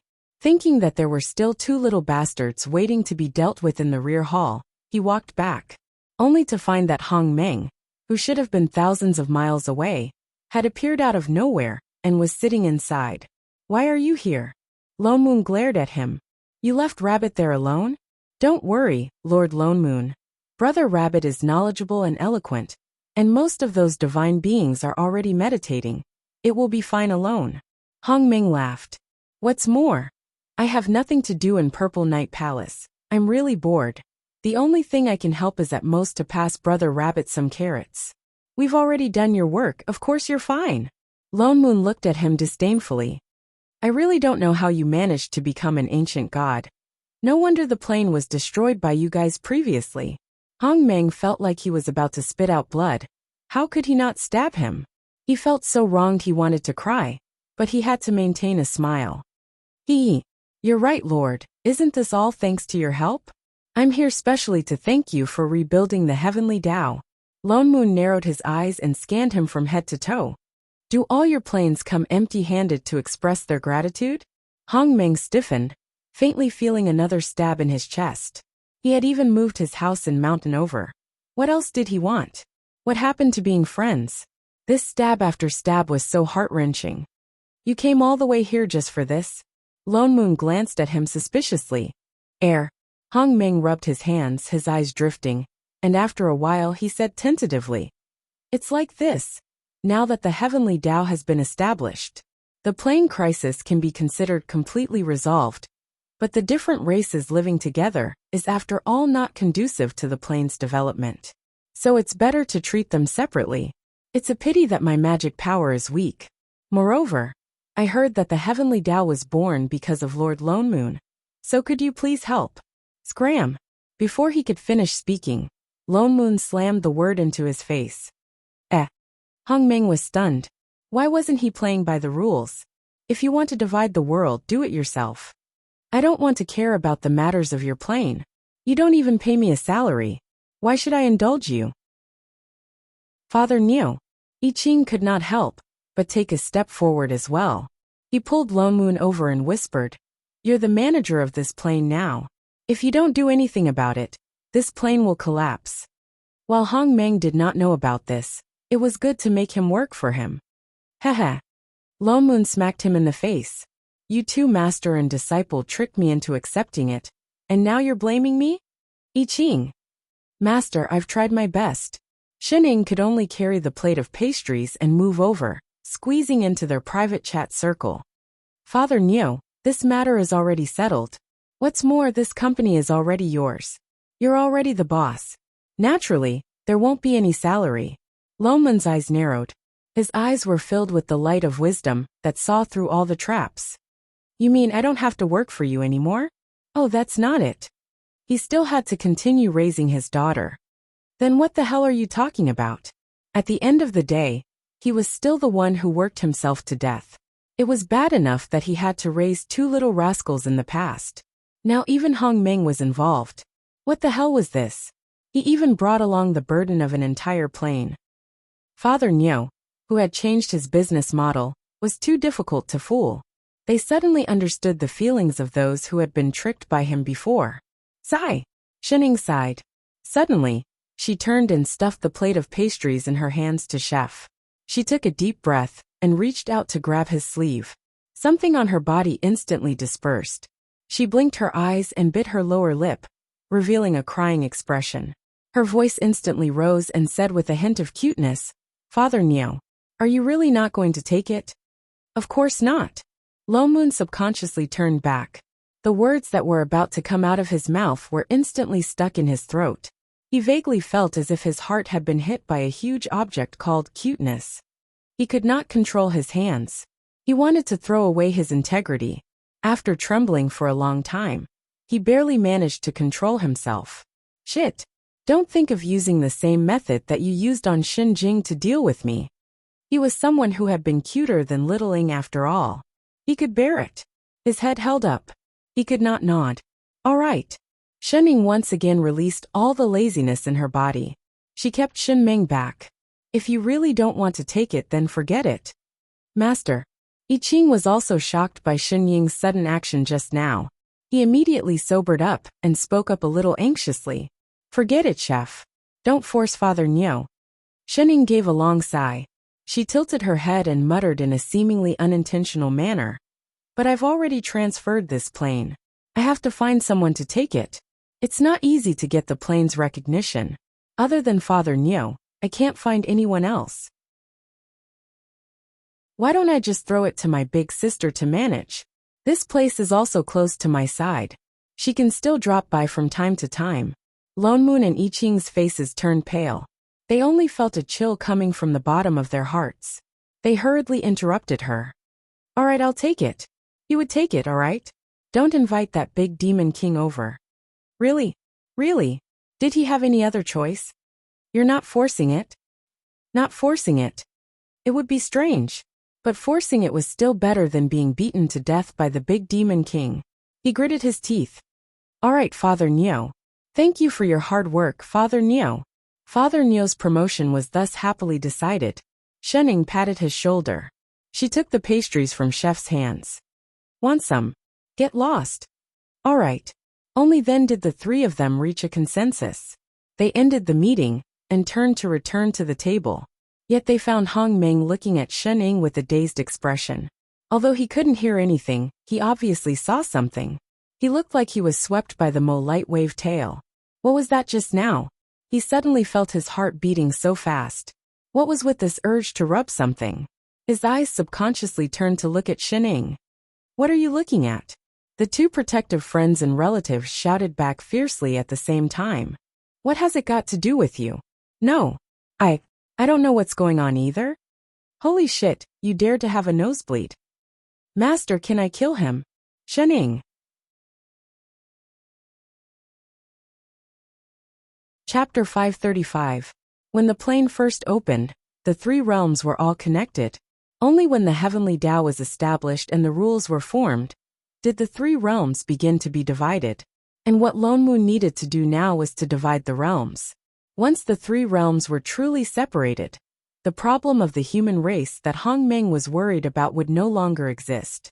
In addition to what Lone Moon had done previously, the teachings had already been passed down. Although the human race still could not defeat the divine race, they were no longer completely defenseless. Hong Meng explained to them the problem of how to divide the realms. If it was just a piece of land, it was naturally simple.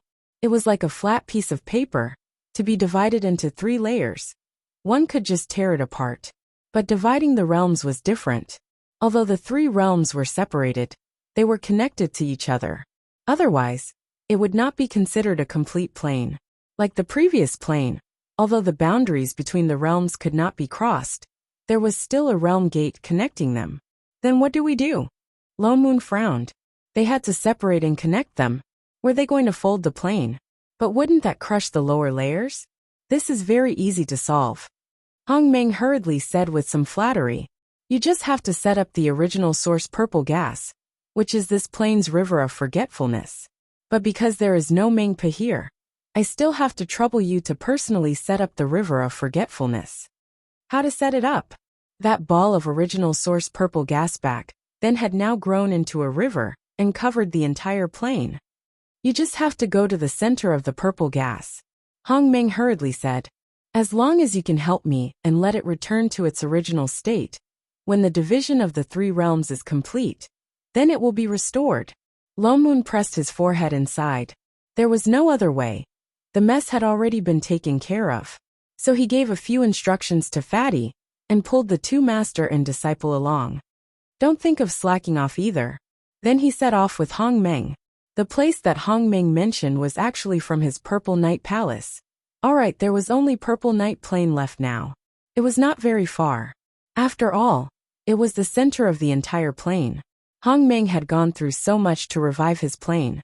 Naturally, he was especially nervous about the original source purple gas, and did not dare to live too far away. He had even used up half of his divine power to completely isolate the area, to prevent ignorant gods from accidentally breaking in and causing damage. This was also part of the reason why he couldn't defeat the 12 gods. Along the way, they encountered countless traps and arrays. Some of them even Hong Meng himself forgot about them, and were almost trapped outside. It took him a lot of effort to break the array and enter. Lone Moon strongly condemned his unreliable behavior, and then scolded him for 2 hours. With great difficulty, they finally reached the center of the origin purple gas. It was an unremarkable wasteland. It was so desolate that there was not even half a plant, let alone other creatures. However, in the eyes of these people, it was completely different. It was an endless expanse of purple, like a purple ocean, floating in the air, reflecting the entire world in purple. Connecting the purple sea were rivers of varying width and width. They extended in all directions and reached every corner of the plain. Lone Moon was shocked by the scene in front of him for a moment. He did not expect that the original source, which was the size of a well at that time, had become so big now. It seemed that Hong Meng had really been trying his best to protect it all these years. Lord, this is the center of the original source, Hong Meng said with a little pride. The corner of Lone Moon's mouth twitched. King want us to keep such a big ocean? Are you kidding me? How can I keep it? Of course we can't keep it directly, Hong Meng explained. The original source now is different from before. To completely control it, we may have to go closer to the center. Then what are you waiting for? Let's go, Lone Moon urged. All right. Hong Meng then continued to fly in.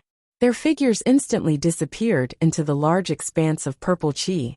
The deeper they flew, the thicker the aura of the original source became. Apart from a sea of purple, they could not see anything at all. Lone Moon followed behind Hong Meng. At the same time, he had to release his divine perception to follow the center where the purple chi was the thickest. He did not know whether it was a good illusion or not. He kept feeling that the more he flew, the deeper the purple became. It gave him the illusion that it was getting darker. It was as if a monster that could support the heavens was pouncing towards them. Roar, holy shit. So it was not an illusion. It really was a monster. Lone Moon hurriedly pulled Hong Meng to the side and pulled Hong Meng back. In the next moment, a huge claw the size of a mountain directly slammed down from the side with a loud bang, causing a gust of wind to blow away the hazy purple gas in front of them. The wind was so strong that even Lone Moon could not stand steadily. What the hell is this? Lone Moon then saw clearly that it was a huge monster that was as tall as the sky. He could not even see its head. The lower half of its body was immersed in the original source purple chi. There were black and white circles around it like a zebra crossing, and those lines were constantly moving. There was no fixed pattern. Its whole body was surrounded by these two colors. He could not see its specific shape at all. Its whole body was also emitting an aura that he had never seen before. It was as if it did not exist in any plane. This is a beast of chaos, Hong Meng exclaimed, his face full of disbelief. What beast of chaos? Lone Moon asked. That is a monster that lives in the chaos. Hong Meng explained even more frantically. It must have come to this plane with the living beings of the plane. The chaos chi of those living beings nourished it. That is why it has been hiding in the original source of the plane. Why didn't you say such an important thing earlier? Things that came from the chaos were scarier than those that came from other planes. I don't know either. Hong Meng also looked anxious.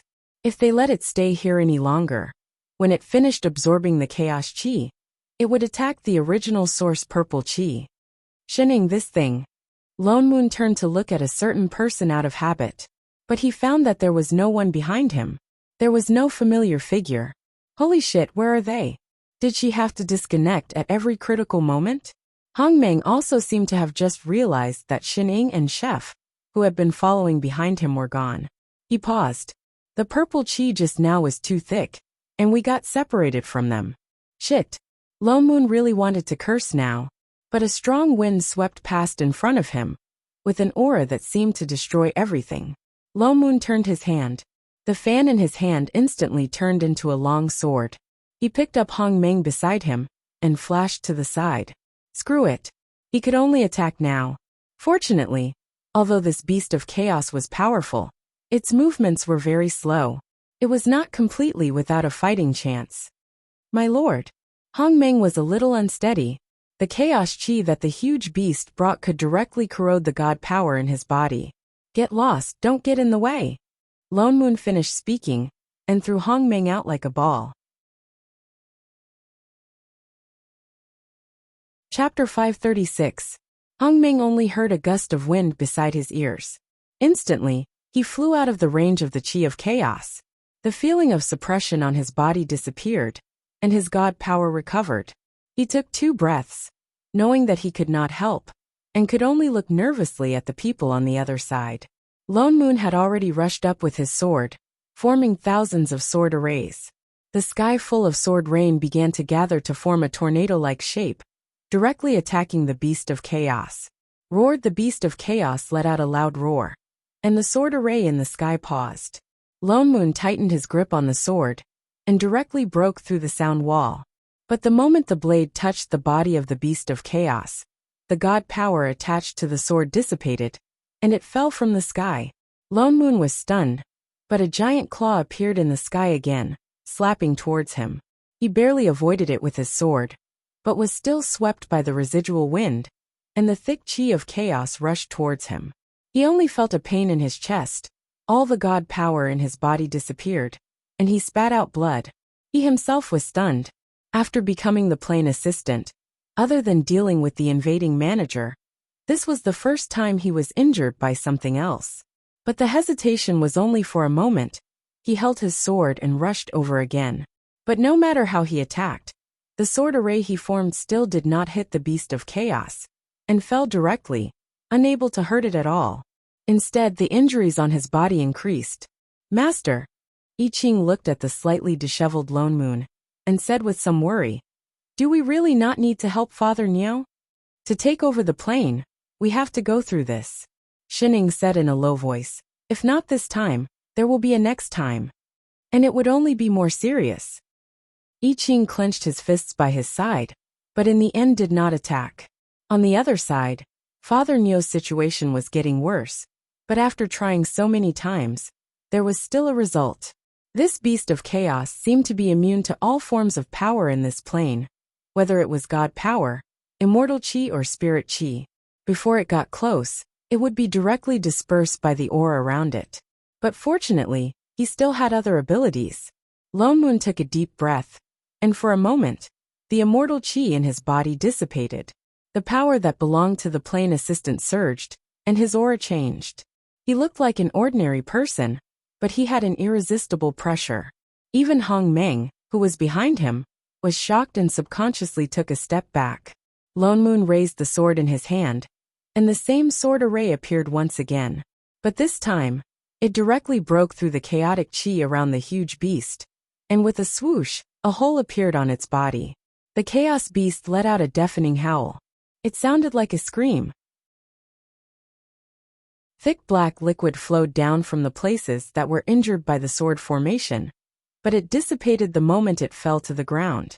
Lone Moon continued to attack, and more wounds appeared on the chaos beast. Its huge body began to twist. Only then did Lone Moon see clearly that there was only a huge mouth above its head. There were no eyes, nose or other facial features. At this time, it was letting out a series of howls, and even the ground was shaking. But its body was really too big. The wounds that Lone Moon made were not fatal to the beast of chaos, unless there was something that could completely blow up its body, just like the detonator that Shening used to blow up that planet. Damn, how could there be firearms in this Xianxia world? Even if it could be made, he did not know how to make it. Wait a minute. Suddenly, layers of complex arrays flashed in his mind. A large amount of unfamiliar, yet familiar knowledge flowed into his mind, and finally turned into the explosive device from before. Holy shit, he really knew how to. Lone Moon was delighted.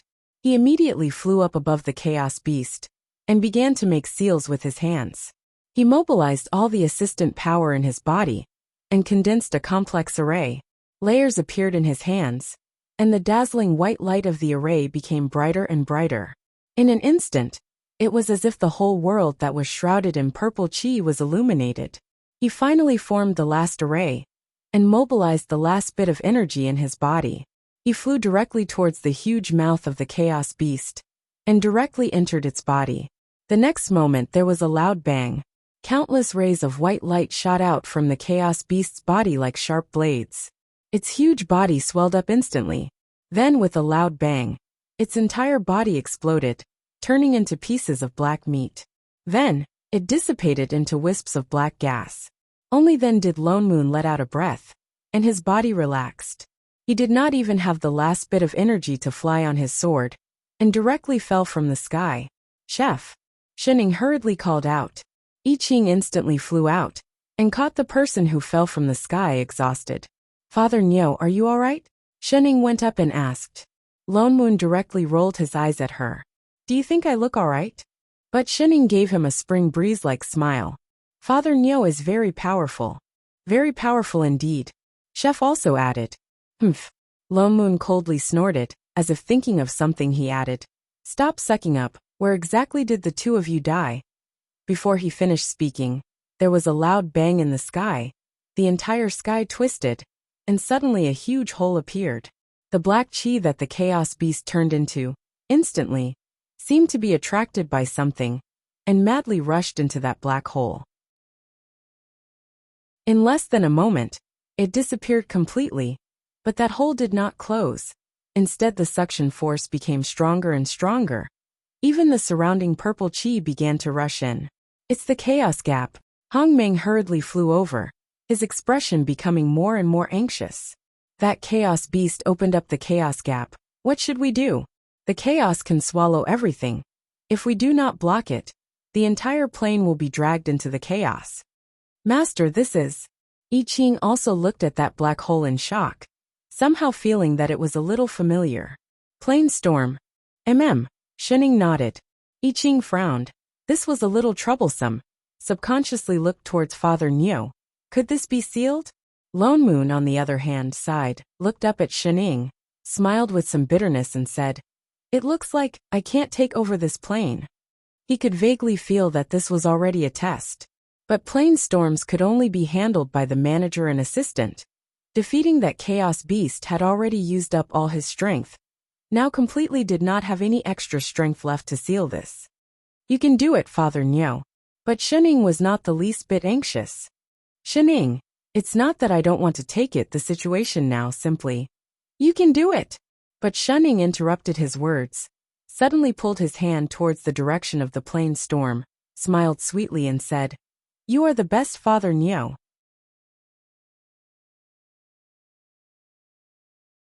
Chapter 537. Lone Moon was stunned. In the next moment, he felt a strong power filling his body. He released it subconsciously. A white light lit up in his palm. In an instant, the surroundings were covered in white. Some special energy shot out in all directions, spreading across the entire plane. And the expanding hole in the sky seemed to be compressed by something. It became smaller and smaller in the white light. Finally, it disappeared in the air, as if it had never been there. The purple chi that surrounded them dissipated. A purple sea appeared below them, but it was slowly shrinking. In a short while it became the size of a palm. It flew up and stopped steadily in Lone Moon's palm. In the next moment, everything in the entire plane was imprinted in Lone Moon's mind. A new power flowed out of his body. It was 100 times stronger than when he became an assistant. Large amounts of information flowed into his mind. It was as if he could see every corner of the entire plane with just a thought. Although he had this feeling when he became a plane assistant, it was completely different now. It was as if the entire world was in his hands, and he could control it. Sir, you've subdued the original source. Hong Meng looked at the purple spring water in his hand happily. As he spoke, he raised his head. That's great. This way you can... He suddenly paused and looked at Lone Moon in front of him. He felt that he was different from just now. The aura on his body suddenly made his legs weak. He knelt down for no reason. You. Congratulations, Father Nyo. You've officially become a manager. Shenning smiled. I Ching also took a step back. He cupped his fists with a serious expression. Congratulations, Father Nyo. Lone Moon was stunned. So he had only officially become a manager now. He looked down at the hand that Shenning had just grabbed. Then he looked at the original source in the other hand. He felt that Shenning had cheated for him just now. Manager. Sir. Hong Meng then reacted. He stared at Lone Moon with wide eyes. Their plane had a manager so soon? Was he dreaming? Get lost. Lone Moon glared at him. He threw the original source purple chi over. The original source has been subdued. Go and divide your plane. Yes, sir. No problem. Hong Meng nodded repeatedly, with a look of excitement on his face. This was their manager, theirs. Just as he was about to turn and leave, he suddenly thought of something and turned back. But my lord, I've lost half of my godly power. Separating the two realms is a little. It's really difficult. Before he could finish speaking, Lone Moon reached out and tapped his forehead. Hong Meng felt something rush into his body, and all the god power he had lost came back. His eyes widened in shock. This was the power of a manager. You can scram now. Lone Moon waved his hand. Yes, yes. Hong Meng walked away with a dumbfounded look. Lone Moon then turned to face the two people in front of him. His expression darkened. Now I'll give you a chance to explain. What was going on with that chaos beast? You obviously left me alone to deal with it. The two of them looked at each other before I Ching explained. That was a test for you. What test? Lone Moon frowned. Father Nyo, it's not that easy to take over a plane, I Ching said in a low voice. Only by gaining the plane's approval can one be a true manager. There's no world consciousness here, and the heavenly Tao was born because of you. So only by gaining the approval of the original source Purple Chi can one be a true manager. You've already done that just now. So that chaos beast was my test, and I can only deal with it myself? Lone Moon was stunned. Yes. I Ching nodded. If Master and I fought, it would affect the original source's judgment. Then what about what I did before? Was it a trial period? You could say that. He nodded. You allowed the heavenly Tao to be born. So you already have the right to become a manager. So the heavenly Tao was just an entry test? Lone Moon turned to look at Chef and frowned. How do you know so clearly? Wait. Why is the aura on your body? His eyes widened as if he thought of something. Holy shit. When did you become a manager too? Lone Moon couldn't tell when he was an assistant before. But now that he was a manager, he realized that the aura on his body was exactly the same as his. I Ching stiffened and decided to be straightforward. Ever since Master woke up from her hibernation, I've been one. Lone Moon turned to glare at Shining. Can you be any more King lazy? 2 planes were thrown to them just like that. Father Neo, don't mind such details. Shining hurriedly handed over a fruit. Want some fruit? Get lost. Do you think I'm a mushroom? Coaxing him with the fruit. He thought for a moment before continuing. Wait, if I have to get the plane's approval to become a manager, then that plane transfer contract you gave me back then was a fake, right? Shining stiffened. Her eyes shifted and she silently kept the fruit. She said seriously, Chef, what time is it? Is it time for lunch? Don't try to change the topic. This change of topic was too harsh. Lone Moon glared at her, his face as black as the bottom of a pot. You two are working together to trick me, right? Or have you been since Chef became a manager? No, it's not that far. I Ching hurriedly interrupted. I only found out about this when I was in the southern land, so I have to calculate from there. Is there a difference? I Ching. Shining. All right, there's no difference. The 2 poor people trembled. A while later, forget it. Strangely, Lone Moon did not fly into a rage. His expression became calm again. He glanced at Shining. I've already accepted it, there's no other way. Father Neo is the best. Father Neo is domineering. Go to hell. Lone Moon directly rewarded them with an eye roll. He looked at the sky that suddenly began to darken. He could faintly see the horizon not far away, beginning to distort and change shape.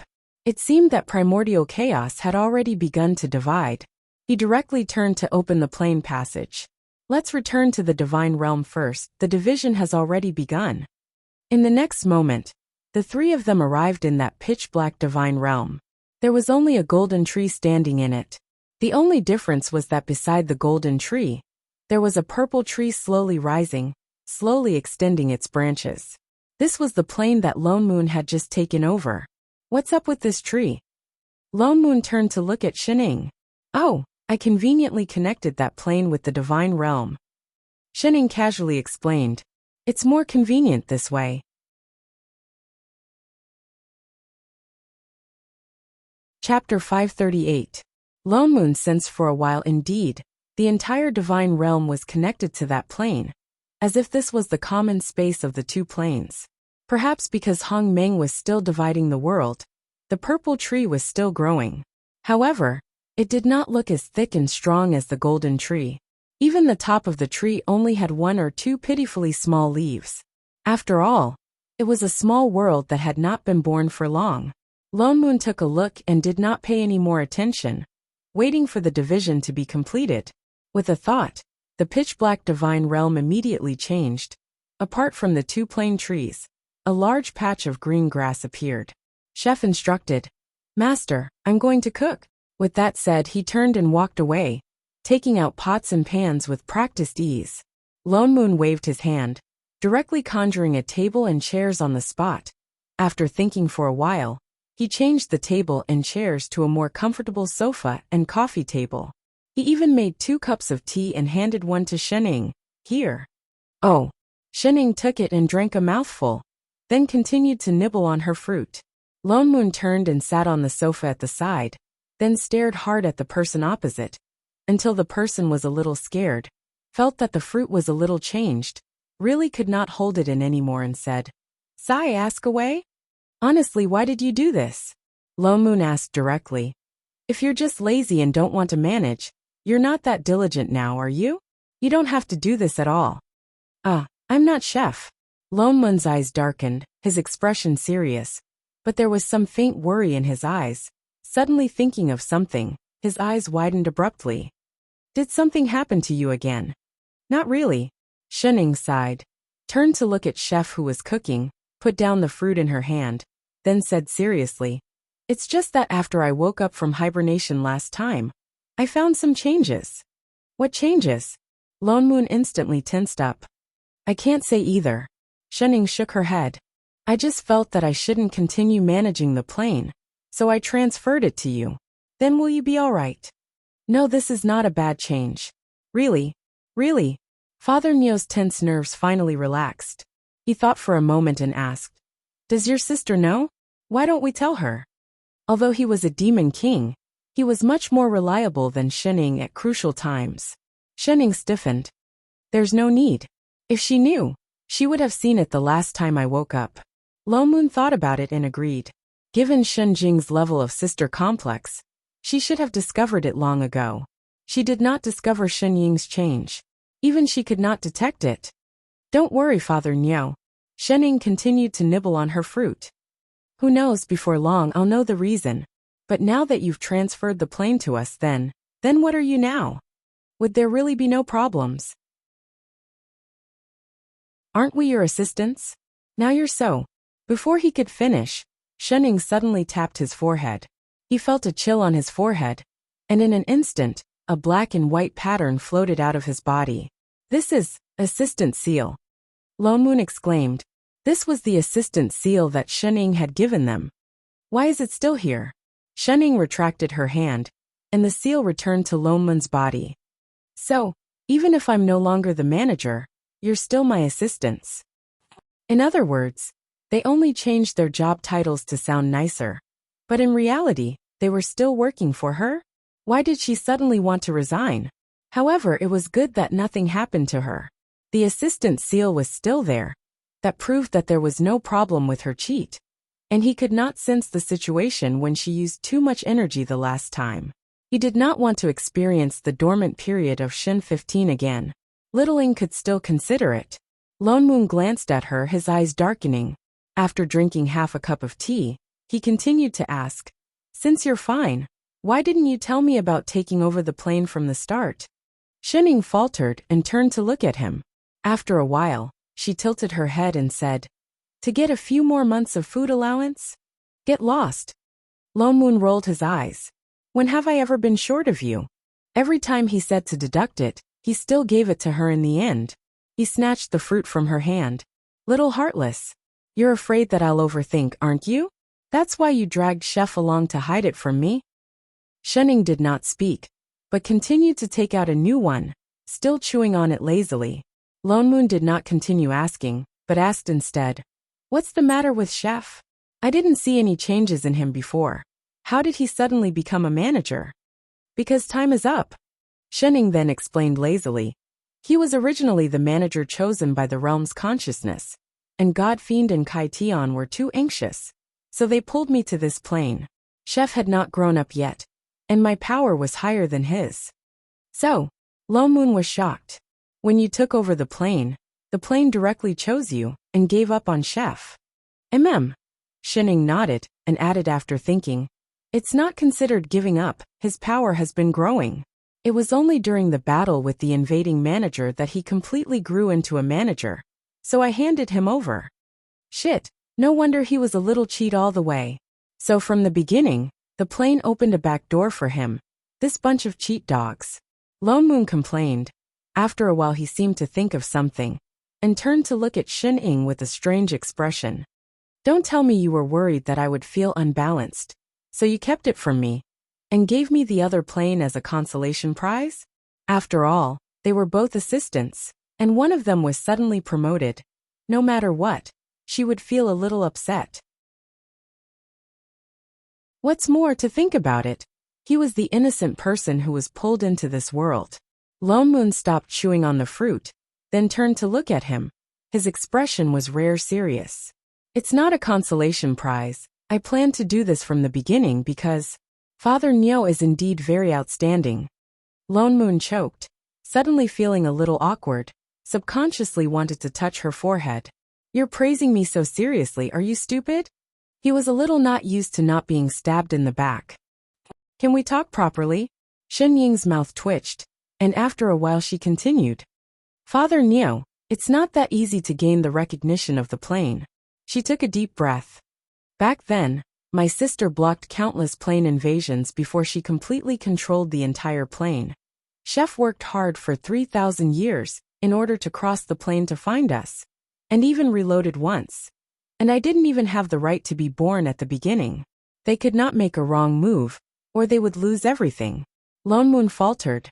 That's why they did not tell him the truth in advance, in case he was distracted, so that they could focus on taking over that plane. As for whether he wanted to be a manager, of course he wanted to.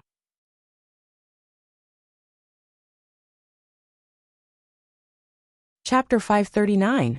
Although it was troublesome to be Shen Ying's assistant, he did not think there was anything bad about it. However, anyone would be willing to take a step further. Although he had previously complained about them forcefully dragging him into the water, he actually didn't have much resentment towards them. This had nothing to do with feelings. It was an opportunity that anyone with the slightest bit of ambition would want to grasp. He tried to think about it. If he had known from the beginning that Chef was already a manager, although it wasn't to the extent of jealousy, he would still feel a little pressured. If Shen Ying had asked him to be the manager of Hongming's plane at that time, he would have agreed in the end. On one side was a successful manager chef, while on the other side was a prospective manager. Their mentality would naturally be affected. Taking over the plane was so dangerous, so it was better to not know anything from the start. For some reason, he suddenly understood why Shen Jing objected so strongly when Shen Ying wanted to take over the plane. It was because she had experienced that period herself, so she was even more afraid that she would be in danger. Shen Jing had always suggested that she reopen the plane. Now that she thought about it, this new plane was indeed a lot easier for her. So, was Shen Ying giving him the safest task? Shen Ying. He suddenly felt a warmth in his heart. Huh. Shen Ying turned around. The corners of Lone Moon's mouth unconsciously widened. The words were at the tip of his tongue, but he did not know how to say them. He felt that no matter what he said, it would be a little pretentious and not in line with his noble persona. Hence he reached out and touched her head. After a while he squeezed out 2 words, silly. He was clearly so lazy that he would starve to death if he wasn't watched closely. But he thought more than any of them. However, she was still a good daughter who knew how to dote on her father. He suddenly felt that he could raise her a little more. Shen Ying was stunned. She looked at the claws on her head and quickly finished the fruit in her mouth. Then she grabbed her storage bag tightly. Father Nyo. Yes. Let's get straight to the point. Can you stop smiling at me? I'm a little confused. She kept having the illusion that she was missing something. Lone Moon's outstretched hand stiffened, and his expression darkened. His hand, which was originally stroking her hair, turned around and forcefully rubbed her head. He successfully rubbed her hair, which was originally not very smooth, into a bird's nest. Sure enough, she was still that troublesome one. He must have been blind to be touched just now. Shen Ying, I Ching. Sigh. Indeed, Father Nyo, who had entered menopause, could not understand at all. When Hong Meng came over with a tired but excited expression, the people from God's domain just happened to be eating. Lone Moon and Shening sat on the left and right of each other. It was as if they were comparing hand speeds. The chopsticks in their hands moved like shadows across the table. More than 10 dishes on the table disappeared quickly. I Ching was standing behind Shening, one hand holding onto her hair, the other holding a comb. He was seriously combing her hair. Perhaps it was because Shening was snatching the food too fiercely, and I Ching's movements were light, so strands of hair slipped through his hands from time to time. He had no choice but to let go and smooth them back from the beginning. He seemed to have been combing for a long time, but he still tirelessly combed his hair over and over again. Hong Meng vaguely felt that something had been stuffed into his mouth. He turned his head and looked at his manager, who was busy fighting for food. Speaking of which, did Boss Lone Moon not feel it, or was he used to it? Ahem, boss. He coughed and couldn't help but shout. Ever since he knew that Lone Moon was their manager, Hong Meng very sensibly changed the way he addressed him. The two people fighting for food paused. The three people present turned to look at him, and then turned back again. The one fighting for food snatched the food, and the one combing his hair. It was as if they didn't care about his arrival at all. Hong Meng. He suddenly felt a little heart-wrenching. It wasn't until all the food on the table had been wiped clean, I Ching's hair was tied up, and he began to clean up the bowls and chopsticks that the few of them had time to pay attention to him. Why are you here again? Lone Moon glanced at him. He still looked like that sage-like Taoist. There was no trace of the bold and fierce look he had when he was fighting for food just now. Boss, I've completed the task you gave me. Hong Meng answered with some excitement. In the future, our plane is complete. Who's with you? The corner of Lone Moon's mouth twitched. He said it as if there was something going on. Hong Meng. He suddenly felt a sense of danger of being fired. What are you here for? Lone Moon asked. Hong Meng then pointed to the plane tree at the side and answered. Boss, the division has been completed. It was only then that Lone Moon turned back to look in the direction of the plane tree. Indeed, the plane tree that was just a small tree earlier was already as tall as the one beside it.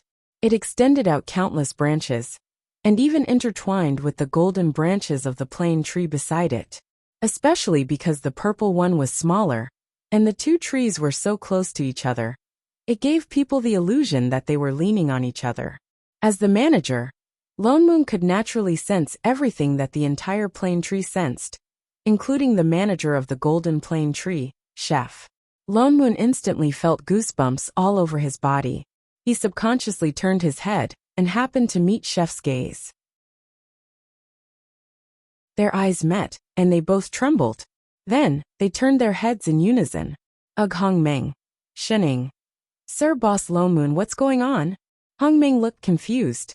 Why did the two of them suddenly vomit? Hey, you don't understand if you're not in the circle. Shening patted his shoulder. Continue growing straight. Hong Meng. What did she mean? Did he miss something? Shening. Do these two plane trees need to be so close to each other? Can't they move a little? She made it seem like he was hugging Chef. It looked disgusting. Master, since the purple one is still small, why don't we plant it again? Chef also suggested. Hong Meng's face paled. Don't be rash. Do you really think it's a tree that can be planted everywhere? This is a plane. There's no other way. Shening took out a fruit and said while biting. These two planes were originally close to each other. Back then, they were too lazy to run, so they directly opened it beside them. Unless we reopen one. The two frowned. Thinking of Shen Ying's hibernation, they could only give up on the idea of moving the tree. The two exchanged another look, then turned their heads and continued vomiting. Shen Ying went forward to take a look. That newly grown purple tree, compared to the luxuriant one beside it, looked a little pitiful. There were only 1 or 2 visible leaves on the branches. Sir, this plane tree is divided into 3 realms in total. Seeing that the other 2 were vomiting and really couldn't listen, Hong Meng immediately introduced to Shen Ying like he was presenting a treasure. I divided it according to the boundaries of this plane. Chapter 540. Hong Meng pointed at the plane tree and said, The three realms are the human and demon realms, the immortal and demon realms, and the divine underworld. But the human and demon races are weak now, and there are not many of them. So I set up boundaries between each realm. Although the two races are in the same realm, they are separated from each other. The immortal and demon realms are the same, but no one from the lower realm has ascended yet. So there are no people inside, only some low-level divine races inside. Oh. Shenning looked at the bare branches. Why are there no leaves? This is because the realms have just been divided. The human race has not yet flourished, and this small world has not formed the 3,000 realms. Hong Meng explained. When the human race grows up, there will be more realms, forming the 3,000 realms. And if someone from the immortal and divine realms opens up a mystic realm, and is recognized by the heavenly Tao, it can also grow into a world. Then will it bear fruit? Shenning asked. Hong Meng stiffened. What kind of stupid question was that? Don't really treat it like a tree. After a while he laughed dryly. Hee. Madam must be joking. How can it bear? Oh, then what's that on the tree? Shenning reached out and pointed to the middle of the two trees, where the leaves were the most luxuriant. Hong Meng looked over and saw that in the gap between the purple and gold, there was a strange red color, and a round object was hidden in the layers of leaves. There's really fruit. BBB boss. Hong Meng was completely stunned, and looked around frantically, turned around and pulled Lone Moon saying, Boss, stop vomiting, look at the tree. Fruit, look, there's fruit. What fruit? Lone Moon really could not stand the two trees, and did not even look in that direction. Hong Meng could only turn him around. It's the plane tree. There's fruit on the plane tree. Never, eh? He stopped mid-sentence, and the next moment his eyes widened. Wait, Madam Shenning, why are you climbing the tree? Hey, that's the plane tree. Every leaf is a small world, not to mention the fruit. He subconsciously wanted to stop her, but it was too late. Shenning had already climbed up, her hand already reaching for the bright red fruit. Wait, you can't pluck that, the realm will collapse. With a plop, the fruit landed in her hands. She then turned to look at him. What did you say? Hong Meng. Then nothing happened. No, nothing. Hee, as long as you guys are happy, my heart is so tired. Why were the three of them so unreliable? He suddenly felt that the future of the two planes was bleak. Master. Chef, who had finally recovered from vomiting, walked over and helped the person down from the tree. He glanced at the fruit in her hand. What is this? I don't know. It's an apple, right? Shenning looked at the fruit. Why don't we eat it? With that, she opened her mouth and tried to bite it. Lone Moon snatched it from her. Eat your sister. Eat. He glared at her, thought for a moment, then took out a bag of pastries and stuffed it into her hand in exchange. Only then did he seriously look at the fruit in his hand. This is obviously a space. Moreover, it was a space even larger than a small world. The strange thing was that his divine sense could not enter it at all. This thing doesn't seem to belong to this plane. I Ching also sensed the otherworldly aura on the fruit. He frowned. Why would it grow on the plane tree? It doesn't grow on the tree. Shenning suddenly spoke. The two faltered. What do you mean? Didn't you climb the tree and pluck it? Shenning looked down, then turned back to look under the tree. She picked something up and said, It was tied to the tree. The two looked and realized that it was a thin white ribbon. They could not tell what it was made of, but it was glowing slightly like moonlight. Lone Moon pulled it over and looked closely. He found that the ribbon was so light that it seemed weightless, just like real moonlight. This is also not something from our plane. Lone Moon's expression darkened. Could it be that someone secretly tied this fruit to the plane tree when we were not around? But the plane tree and the manager were connected telepathically. If someone did something, they should be able to sense it immediately. To be able to leave this behind without anyone knowing. The other party's ability was definitely not below that of a manager. It can't be another plane manager, right? Were managers mass-produced these days? Father Nyo, can I take a look at this ribbon? I Ching said in a low voice. Lone Moon directly handed it over. He looked carefully at the light on the ribbon. After some thought, he directly sent a bit of immortal chi into it. In an instant, that ribbon floated up and turned into several rays of light. It slowly bent into a row of unfamiliar characters.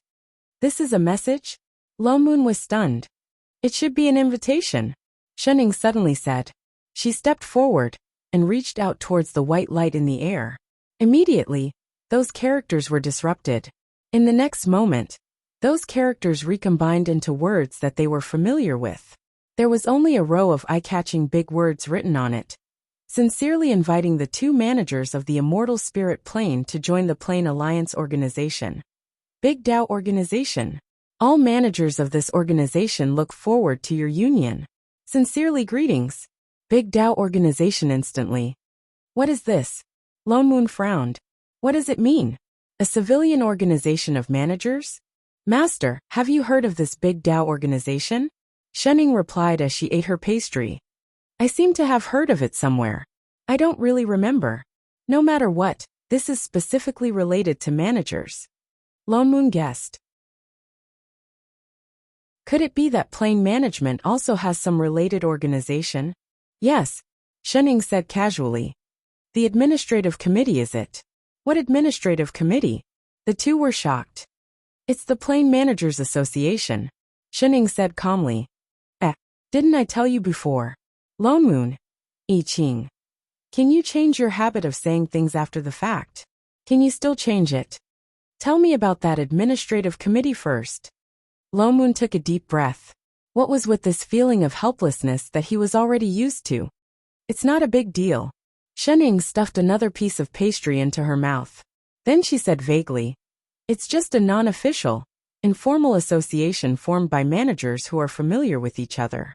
Unless there's a problem, they don't contact each other even if there's a problem. What was with this feeling that it was getting more and more unreliable? Since it was so trashy, then what was the point of building an association? Were they that bored?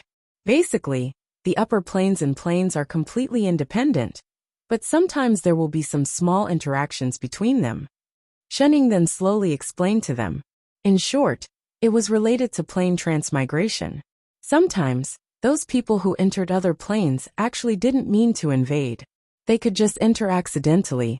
For example, being pulled in by a plane storm, being trapped in a plane gap and so on.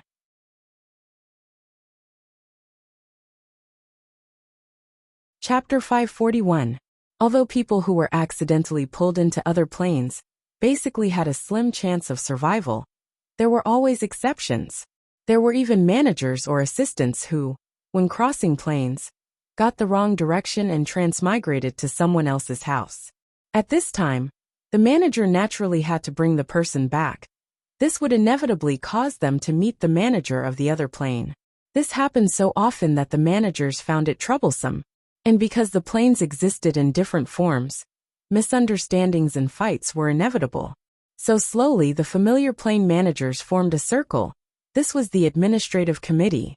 There were no official managers. Everyone was just in name, and did not invade each other. They just had to inform each other when something happened.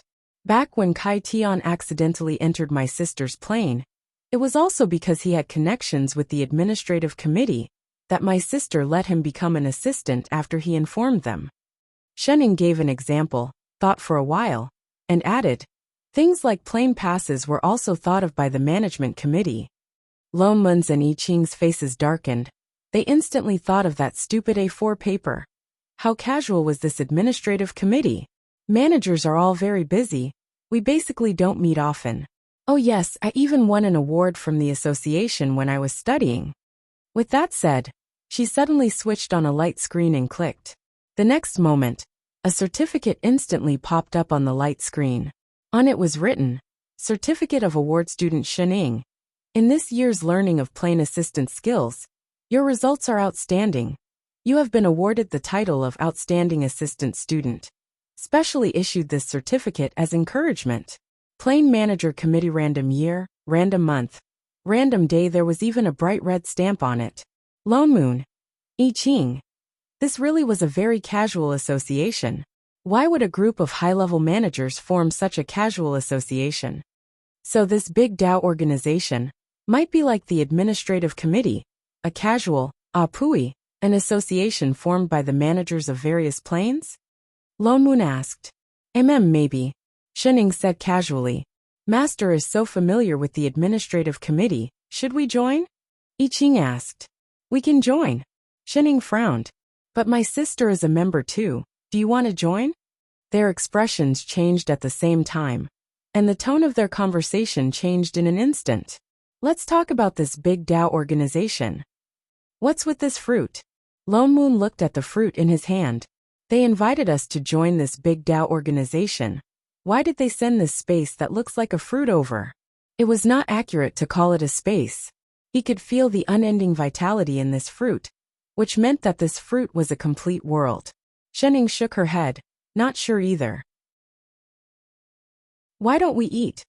Why don't we go in and take a look? You said you wanted to eat it, so you definitely meant it, right? I think that although the ribbon is an invitation, the fruit is probably a guide, I Ching guessed. You mean to say? Lo Moon paused. The space inside the fruit is probably where the big street club is? Yes. I Ching nodded. What's more, this fruit might not be the actual body of that space, but a Dharma body, just like the entrance to a mystic realm. Lone Moon hesitated for a moment, and directly sent a bit of immortal chi into it. Indeed, he could not find out what was going on inside the fruit.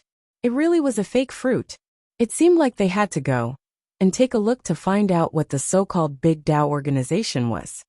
Then let's go and take a look. What's more, it was already written clearly as an invitation, so it should not have any ill intentions. Perhaps they could really see some managers of other planes. Do we really have to go? I Ching frowned. He felt that something was amiss about this matter. Since they have a way to tie this fruit to the plane tree without us noticing, they might have other tricks up their sleeves. Lone Moon said, whether they are friend or foe, we have to go and meet them. I Ching was silent for a while, and did not object. Boss. Hong Meng, who was at the side, was shocked. He looked at Lone Moon with tears in his eyes. You want to leave the plane? That's too dangerous. Their plane had just stabilized. How could they just leave it like that? We'll be back soon. It won't take much time. Lone Moon glanced at him. Your god power has already recovered. Go and help Rabbit manage the divine race. And Fatty, go and help him when you're free. But what about this plane? How about I go too? What has this got to do with you? Lone Moon rolled his eyes. Don't worry, I can sense anything. You can scram now. With that said, he opened the plane passage and chased Hong Meng back. Let's go. After clearing the area, Lone Moon walked back. Just as he was about to set off, he glanced at Shenning and added, Don't get lost again. Oh. With that said, he clenched his fist and crushed the fruit in his hand. Indeed, a white light enveloped the three of them, and they disappeared from the divine realm in the next moment. Lone Moon thought that since the so-called Big Tao organization was built by the managers, it would be high class. Yet with a flash of white light, they arrived on a busy street. There were people coming and going all around. It was very lively. There were many stalls on the street, some selling food, some selling toys, and some selling daily necessities. It looked like a street for mortals, and did not look like the office of a management organization at all. How could this be? What happened to leading the way? Did the fruit expire? Master, Father Nyo. I Ching's expression changed as he said in a daze. The god power in my body disappeared. What? Lone Moon was shocked. He subconsciously sensed his body. Indeed, his body was empty. Not to mention god power, there wasn't even a trace of immortal chi. He tried using his spirit power, but there was still no reaction. How could this be? Because it's outside the plane. Shenning said. The two of them stared blankly, and then reacted. That's right, that fruit didn't belong to their plane in the first place. And this looked like a mortal realm. It was normal that there was no immortal spirit chi. But since that Big Tao organization invited them here, why did they let them enter this mortal realm? Regret it midway? Did they want to trap them here? But although this place restricted cultivators, they were managers. If they wanted to go back, they could open the plane door anytime. Let's scout around first. Lone Moon looked at the sky and suggested. Perhaps because there was something special about that fruit, they suddenly appeared on the street, but no one was alarmed. It was as if they had been here all along.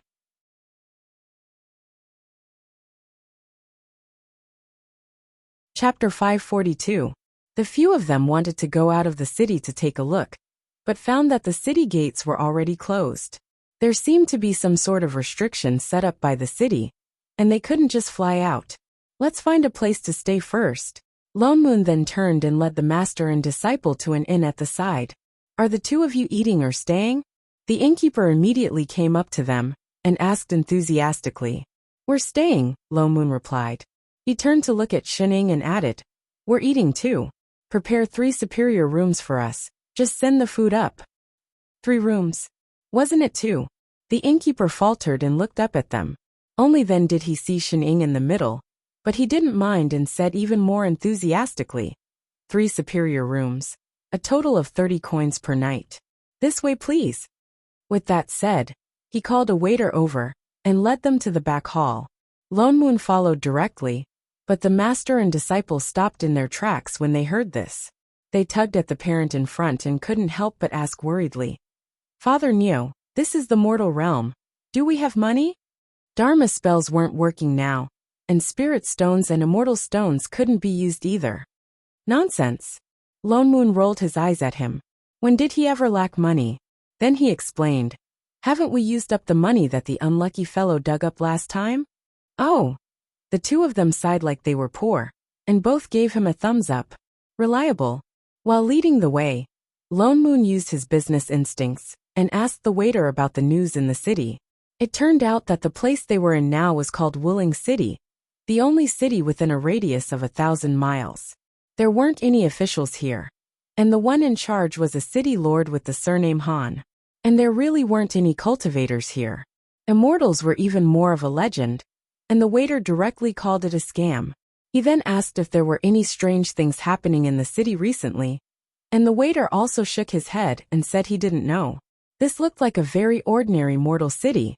The more Lone Moon asked, the more confused he became. He completely didn't know what the so-called Big Tao organization was trying to do by leading them here. None of the people in this city looked like a manager. Seeing that the sky was already dark, the few of them could only stay first. This place is strange, and there are no cultivators here. Since it's night time, we should take advantage of it to explore our surroundings. Lone Moon suggested. That Big Tao organization must have a reason for sending us to such a place. He turned to look at I Ching. Chef, you go to the East City to take a look. I'll go to the West City. As for Shining, he paused. You stay here and sleep. In case she gets lost. Oh, don't run around. We might not be able to pick you up here. After all, this was another plane. Don't worry. Everything will be fine. When she said this, she became even more worried. What should she do? Lone Moon looked at her worriedly. After a while, he got up and was about to go out. Suddenly, he heard light footsteps coming from outside the door. It was as if the footsteps were deliberately light, heading straight to the left. Someone went into the next room. I Ching frowned. The 2 rooms next door were booked by them, and the one on the left was his. It was only because Father Neo had something to tell them that they came to Master's room to discuss it. They couldn't use sorcery here. It was very inconvenient. For a moment, they didn't know who it was. Lone Moon also felt that it was strange. Just as he was about to go out to take a look, Chef pulled him. It's coming. Indeed, the footsteps came from the next room and headed straight here. It walked very slowly, as if it was weighing its feet. After a while, a figure appeared on the window. It lowered its body. Then there was a soft poof. A small hole appeared in the window paper. A thin bamboo tube stretched in and blew out waves of white smoke. Lone Moon. I Ching. Shining. This was poison? What kind of godlike luck was this? They actually encountered a black shop? They had seen many demons and ghosts. This was the first time the 3 of them saw such a pure and unpretentious trick to harm people.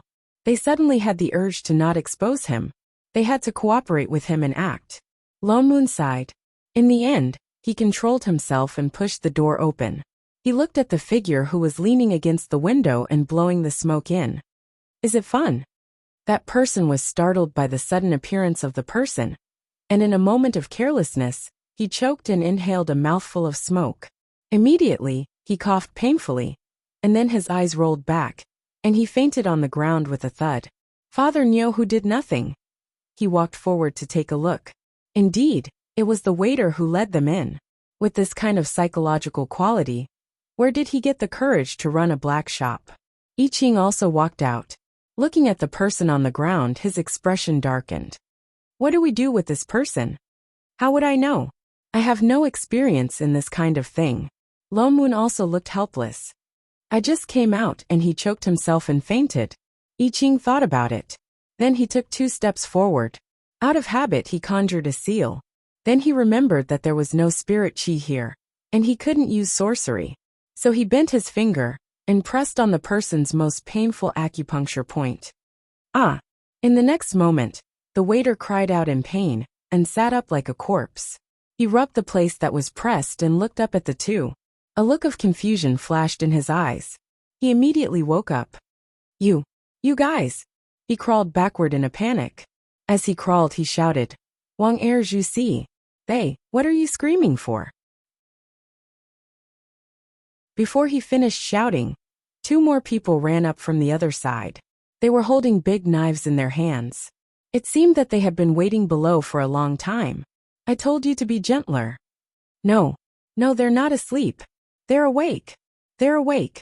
The waiter hurriedly pointed in their direction. There was still panic on his face. Only then did the 2 people look over. They paused for a moment, but immediately came over with knives with fierce expressions. Even if they're awake, we'll still send them on their way. With that said, they raised the knives in their hands and directly slashed. That slash was very ordinary. There was no technical content to speak of. It was so ordinary that it was just an ordinary slash. It had been too long since he saw such an ordinary move. Even Lone Moon felt that it was a little novel. He subconsciously raised his hand and grabbed the tip of the knife. But he accidentally used too much force. There was only a cracking sound. The sharp blade was directly crushed by him. The person holding the knife paled. He looked at his broken knife in disbelief. Only then did he realize that he had hit an iron plate. He turned and wanted to run. Lone Moon didn't say much. He directly knocked the person unconscious. On the other side, Chef also dealt with the other criminal. The waiter who had just woken up was quite sensible. With a plop, he knelt on the ground. 2 heroes, spare me. I won't dare to do it again. I won't dare to do it again. With that said, he began to kowtow.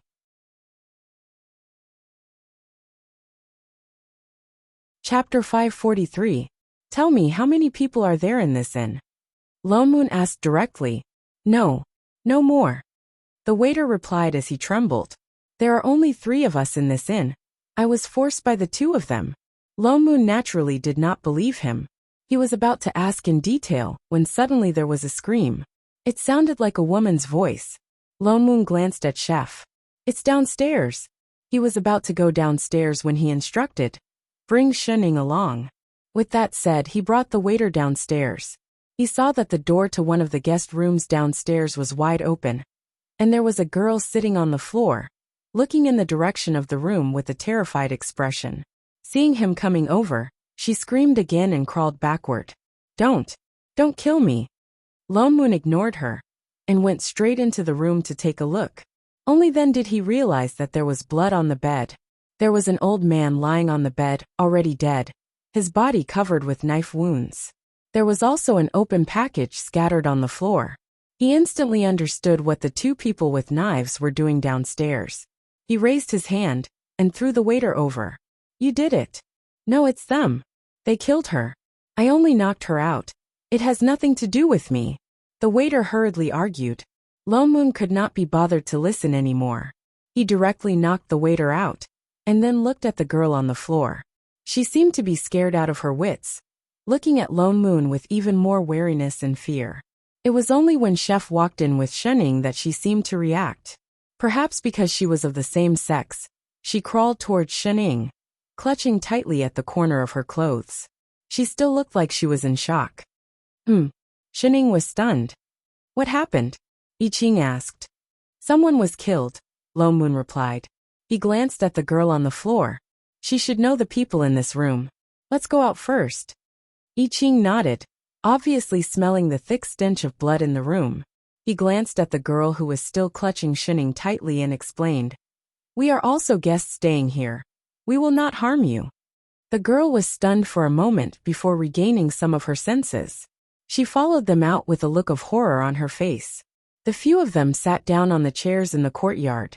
The woman clutched the teacup in front of her tightly. She had finally recovered, but her hands were still trembling. It seemed that she was quite frightened. After a while, she looked at the few of them gratefully. "Thank you, everyone, for saving me." She had also realized that the other party was not a cup person. She had escaped death. "Don't worry, it's nothing." Lone Moon frowned. Initially, he had found it interesting, but now that someone had died, his mood became heavy. "Miss, you are also a customer of this inn?" "Yes." She nodded, took a sip of the tea, and then explained, "I'm from the South City, and I came here with Grandma Wong from the same village to look for my family." It was only when she arrived that she found out that her family had already moved away. She wanted to stay here for a night before setting off for home. "I didn't expect that in the middle of the night, Grandma Wong would." As she spoke, her tears fell. Lone Moon's expression darkened. He didn't expect that this inn specialized in scamming outsiders. Then the people who committed the crime. The girl suddenly thought of something, and her body trembled again. "Don't worry," Lone Moon answered. "They won't wake up until dawn." The waiter said that there were only 3 people in the inn. They shouldn't have accomplices. She heaved a sigh of relief. She turned to look in the direction of the room, and then immediately turned back in fear. With some hesitation she said, "This is a murder case. Benefactors, are you planning to report it to the authorities?" "Report to the authorities?" Lone Moon paused, then remembered that such things happened in the mortal world. The police had to be called. "You're right, we do have to report it to the authorities. But we're not familiar with this place, we don't know where to report it." "Report to the city lord residence, of course." The girl looked at him with some surprise, as if surprised that he did not know such a simple thing. She stood up and pointed in the direction of the east. "The city lord residence is in the east of the city. There's no curfew in the city now. We have to quickly inform them." Lone Moon thought about it, then stood up and said, "I'll go alone." He turned back to Chef and said, "Look after Shining." Chef nodded. Only then did he turn and walk out. Instead, the girl was stunned. She looked back and forth between the 3 of them. Weren't they looking after those fainted criminals? Why were they looking after this girl? Once Father Neil left, he did not return for 4 hours. As Shining waited, she became hungry. Chef was bored. He turned to the kitchen to make supper. At that moment, only Shining and the girl who survived were left in the courtyard. The courtyard became quiet. The only sounds in the courtyard were the sound of a certain person chewing on fruit, and the occasional sound of cooking in the kitchen. "Want some?" Shining handed a fruit over. The girl was stunned. She hesitated for a moment before taking it. "Thank you, Mississippi." Perhaps it was because she was frightened, but there was still a trace of fear in her eyes. She thought of something and asked tentatively, "May I know how to address you, Miss?" "Shining." "So it's Miss Shen. My name is Fong Fong." May I know why Miss Shun and the other 2 came to Wuling City?" "I don't know." "Ah." Fong Fong was stunned. What did he mean by don't know? She was stunned. She did not take it to heart. She casually said a few more words. Seeing that she was focused on chewing on her fruit, it was not good for her to ask more. The atmosphere became cold. She suddenly felt a little restless. After thinking for a moment, she said, "The weather is cold tonight. How about I make a pot of tea for you?" "Sure." Shining nodded. She then stood up and walked to the front yard. At that moment, Shining was the only one left in the huge yard. Chef's supper was not ready yet. She was bored waiting. What's more, this city was built by the river and connected to the sea. The other side of the yard was a view of the river. From time to time, there would be a gust of wind from the river, carrying a faint sharp moan, as if someone was singing in a low voice. Shining was stunned. She subconsciously looked back and saw that a figure had appeared on a rock by the river. It was a man with long dark green hair. He looked very flirtatious. His upper body was bare, but his lower body had a huge fish tail. He was sitting on a rock by the river, singing in a low voice while smiling at her seductively. Shenning only took a glance, then turned back and continued chewing on her fruit. That man was stunned for a moment, as if surprised by her reaction. Then he opened his mouth again, and sang even louder than before. That fragmented voice was like a song that seduced one's soul, making one lose their mind. Shenning was stunned.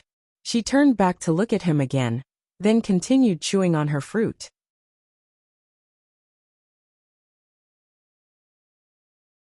Chapter 544. The man was a little annoyed. He frowned and clenched his fists by his side, seeming to have thought of something. He took out a luminous pearl out of nowhere and threw it at her. It rolled all the way to a certain someone's feet. Shenning lowered her head to take a look. Not to mention picking it up, she ignored it and continued to focus on the fruit in her hand. The man had no choice but to take out a bigger one and throw it out. Shenning still ignored it. The man seemed to want to drag it out with her. He continued to throw luminous pearls, and each one was bigger than the one before. At first, Shenning would look down to take a look, but later on, she didn't even look, until the man took out a fist-sized pearl and threw it over. The huge luminous pearl hit her hand with a plop. Shenning didn't catch it, and the fruit in her hand fell to the ground. Shen Ying's face darkened. She stared at the half of the fruit on the ground for a while, and narrowed her eyes. Then, she stood up and picked up the biggest luminous pearl and turned around. The man was delighted. He immediately continued to sing to her, wanting to confuse her in one fell swoop. Just as he started to sing, he heard the other party suddenly say, "Only you know how to throw, right?" With that said, he threw the luminous pearl back. Before the man could react, he felt a gust of strong wind sweeping toward him. Something flew past his ear with a whoosh. With an aura that could break through everything, it flew toward the river surface behind him. The next moment he heard a whoosh. The entire river surface was instantly split into two by something. Immediately after, a loud rumble came from the opposite mountain. In the middle of the entire mountain peak, a huge circular hole was suddenly blasted open. At a glance, one could even see the endless sea on the other side of the hole. The man. What just happened? Who was he? Where was he? This brat deserves a lesson. Before the man could react, an angry voice rang in his ear. The next moment he felt a weight on his tail. His entire body slid down from the rock. Shenning dragged him by his tail, all the way back to the courtyard, and threw him on the ground full of luminous pearls. "Miss Shen, what was that sound just now?" "Ah." Fong Fong came in with tea, and saw the man with a human body and a fish tail on the ground. She was so shocked that she screamed, What is this?" "Master." Chef rushed over with a dish in one hand and a spatula in the other. He stared blankly at the person on the ground. "This is fish?" It could also be a whistle spirit. It had been screaming for a long time just now. It was so noisy. Oh then. Chef finally put down the dish in his hand and took out a kitchen knife. "Do you want an extra dish?" Fong Fong. The man. "Shenning, I'm back." Lone Moon happened to walk in. "I've already informed the City Lord Manor. They've sent people over." Where did this merman come from? Under the illumination of the night luminescent pearls, Lone Moon immediately saw the man in the middle, who looked a little dazed. "It came from the water."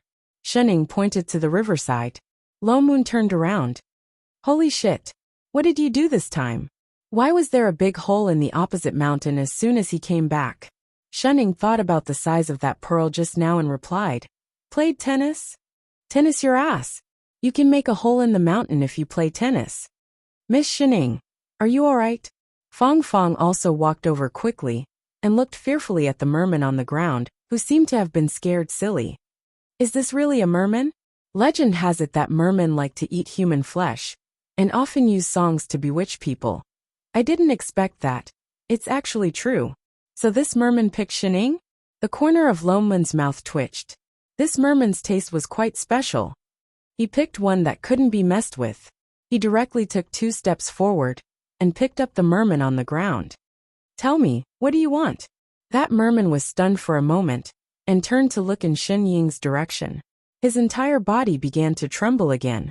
He opened and closed his mouth a few times, but could only let out ear-piercing cries. his eyes filled with fear. Can't speak. Lone Moon was stunned for a moment. Impossible. Could it be that his sentience was not developed? Looking closely, this merman really seemed to be a low-level demon beast. But this place clearly didn't have spirit chi. Why would there be creatures like mermen? Just as he was thinking, a series of orderly footsteps came from the street outside. More than 10 people who looked like officials walked over, who reported that there was a murder case here. The person walking at the front asked loudly, and stepped into the courtyard first. In the next moment, he was so frightened by the creature in Lone Moon's hand that his legs turned to jelly, and he directly took a few steps back. What monster is this? Lone Moon didn't know how to answer for a moment. Instead, Fong Fong, who was at the side, answered, replying to Sir Officer, this seems to be a merman. It came out of the water and wanted to eat humans. It just happened to be restrained by these few young masters. Merman? The fear in that official's eyes retreated a little. He looked down at the luminous pearls on the ground, and his eyes instantly lit up. Is this the legendary merman whose tears turn into pearls? Fong Fong was stunned and could only answer, maybe it is, I guess. The official's eyes lit up even more. He had long lost the fear from before. He stared closely at the creature in Lone Moon's hand. Can this thing still hurt people? Lone Moon frowned but still replied, mermen live on water. Naturally they won't be aggressive once they're on land. Unless it was a high-level merman that could completely transform, it was obvious that this one wasn't. Good. That official said a few good words in a row. The excitement on his face seemed to be uncontrollable. Thinking of something, he then turned to look at Lone Moon and the others and said, this demon is too dangerous. Leaving it here might cause unforeseen events. It's better that I help you bring it into the City Lord Manor to be locked up. With that said, without waiting for their reply, he hurriedly ordered the few people behind him, go capture that demon. The people behind the official rushed forward. Was this the rhythm of snatching things? Lone Moon hesitated for a moment, but did not stop them, allowing them to take the merman away. Sir, then the murder case here. Seeing that they were about to leave, Fong Fong came forward with some anxiety. Only then did that official remember his purpose of coming, and hurriedly said, the matter here. The person who reported the case just now has already explained very clearly, don't worry. Those people who murder for money, the city lord will naturally deal with them. With that said, he asked for the location of the 3 people in the shop, and conveniently brought the 3 people who fainted away to be locked up as well. He didn't even confirm the whole story again, as if he couldn't wait to go back. It seemed like he was curious about that merman whose tears turned into pearls, and wanted to bring it back personally to verify. Even the officials of the city lord residence were so careless. It was no wonder that the shop owners here dared to run illegal businesses in the city. Lone Moon shook his head, but there was no need for them to interfere in mortal affairs. Besides, this was not their plane.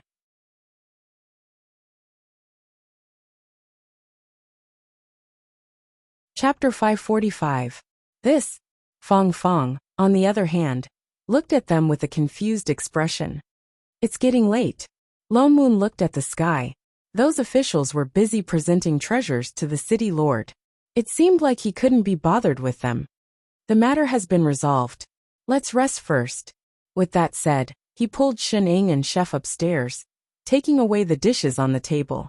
The girl couldn't say anything more. She turned and found an empty guest room to stay in. Did you hear? Last night, a huge hole suddenly appeared in a mountain. It's hundreds of feet wide. How can we not see such a huge hole? That thing appeared overnight. And it looks very flat. It doesn't seem man-made. Rumor has it that someone heard an immortal voice from the sky last night. That voice was dreamy and illusory, like an immortal song from the 9 heavens. In that case, could that huge hole be a miracle from the heavens? An auspicious sign? Definitely. Otherwise, who would have the ability to dig through the mountain and leave such a huge hole in one night? It can only be that an immortal descended last night. Then isn't this a blessed city? Early in the morning, the entire city was talking about the huge hole that suddenly appeared in the middle of the night on the other side of the river. And the more they talked about it, the more mysterious it became. Some even swore that they saw an immortal with their own eyes. In an instant, that huge hole became a miracle. Many people even wanted to cross the river to burn incense and worship it. Lone Moon. Shining. I Ching. Alright, to a certain extent, it really was done by an immortal. While he was reporting the case last night, Lone Moon actually investigated the city, but the result was the same as before. This was a mortal city. It was no different from other places. There were no other places that had anything to do with managers, so he decided to go out of the city to look around. If he still didn't find anything, he would return to the plane first. Anyway, they weren't particularly interested in this big Tao organization. But just as they were about to leave the city, they were stopped by someone. It was a familiar person. It was the official who brought people to investigate the case last night. But a merman was taken away. This time, he didn't look as arrogant as before. He smiled kindly. Everyone, the city lord invites you. City lord? Lone Moon faltered. It must be because of that mermaid. It seemed like this official had really offered that mermaid to the city lord. After thinking for a moment, he didn't decline. He nodded and followed the official. After a while, they arrived at the largest building in the city lord's mansion. Last night, when a person came to report the case, he just explained the situation at the door and went back. At this moment, the three of them were invited into the mansion and brought to a reception hall. There was already a person sitting inside. Upon closer inspection, it was the girl who survived yesterday. She seemed to be called Fong Fong. Miss Shun, two young masters, why are you here too? Fong Fong also looked at the three of them in surprise. Miss Fong, why are you here? Lone Moon asked. This morning, they had parted ways and left that inn. Didn't she say she was going back to her hometown? It was the officer at the city gate who said that the city lord had given the order to bring me here. Fong Fong replied. Lone Moon frowned. The city lord's voice could be heard from outside the door. In the next moment, a middle-aged man walked in hurriedly. His eyes lit up when he saw them. He quickened his steps and walked over excitedly. You were the ones who found that mermaid. Lone Moon and Chef exchanged a look before stepping forward and answering. We were the ones who found it. Insolence. The moment he finished speaking, the person beside suddenly shouted. You actually don't bow when you see the city lord? Don't mind this kind of empty courtesy. The city lord waved his hand. He became even more excited. He sized up Lone Moon and turned to look at I Ching beside him. Satisfied, he said, I can tell that the two of you have extraordinary skills. It's no wonder that you could catch the mermaid, who has always been cruel and seductive. Actually, it was Shunning who caught it. Yet the city lord was even more enthusiastic towards them. His eyes were filled with curiosity. I wonder if the few of you can tell me how you caught it. Lone Moon was stumped. He couldn't possibly say that Shunning had smashed a hole in the mountain first and scared the mermaid silly before catching it. We've all learned some martial arts before. We met this mermaid by chance. That's why we caught it. Lone Moon could only make up a story. I see. The city lord was obviously excited and did not suspect anything. It seems that Mr. is also an extraordinary person. You're too kind, city lord. It's just a small trick. You don't have to be so humble, mister. The city lord became even more excited. To be able to catch such an extraordinary creature, how can you be an ordinary person? Don't worry, I'll remember your contributions. I'll definitely reward you handsomely. Thank you, city lord. It would be a waste not to accept money that was delivered to his doorstep. He smiled even more happily. He looked at the two of them again. Something flashed across his eyes. I see that the few of you are foreigners. Since you have such skills, why don't you stay in my residence and seek a future? He suggested directly. After thinking for a while, he added, to be honest, I've always been very fond of such rare beasts. I've collected many in my residence. But this is the first time I've seen someone who could catch a mermaid in the sea. I really value talent. So he wanted to hire thugs. Lone Moon smiled. Thank you, city lord, for your kind intentions. But the few of us have important matters to attend to. We're just passing by this city. It's really not good for us to stay. Oh, his expression darkened instantly. He seemed to be displeased with his rejection. You have to think carefully. If you stay in my residence, riches and glory will be at your fingertips. Isn't that better than you running around everywhere? Hope you understand, City Lord. Lone Moon still replied. We do have important matters to attend to. The City Lord's expression darkened even more. After a while he continued smiling. Don't be in such a hurry to make a decision. I see that the few of you are also knowledgeable about alien races. Why don't you follow me to the Rare Beasts Garden to take a look at those alien races I've collected? Then you can make your decision? With that said, he turned and walked out without waiting for their reply. The guard beside him, who was carrying a knife, took 2 steps forward. He looked like he was waiting for the few of them to move. Lone Moon and I Ching exchanged a look. Something flashed in their eyes at the same time. They then followed, pulling Shening along. Fong Fong, on the other hand, had a look of panic on her face. She had no choice but to follow them. She walked carefully beside Shening. The Rare Beast Garden that the City Lord mentioned was not far. The few of them followed him through a few courtyards. Finally, they turned into a courtyard with a completely different style. The courtyard was huge, but it was filled with rare treasures. The roadside was filled with all kinds of exotic flowers and plants. From time to time, they could see all kinds of odd-looking creatures passing through. There were deer with flowering branches on their heads. There were cats that could speak human language. Strange beasts with strange appearances. These were all things that could not be easily seen in the mortal realm.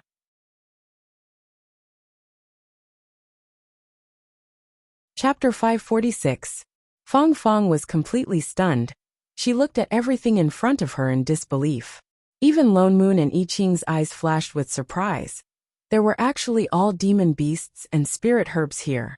In this world without spirit chi, where did they come from? How's my Rare Beast Garden? The City Lord said with some intention of showing off.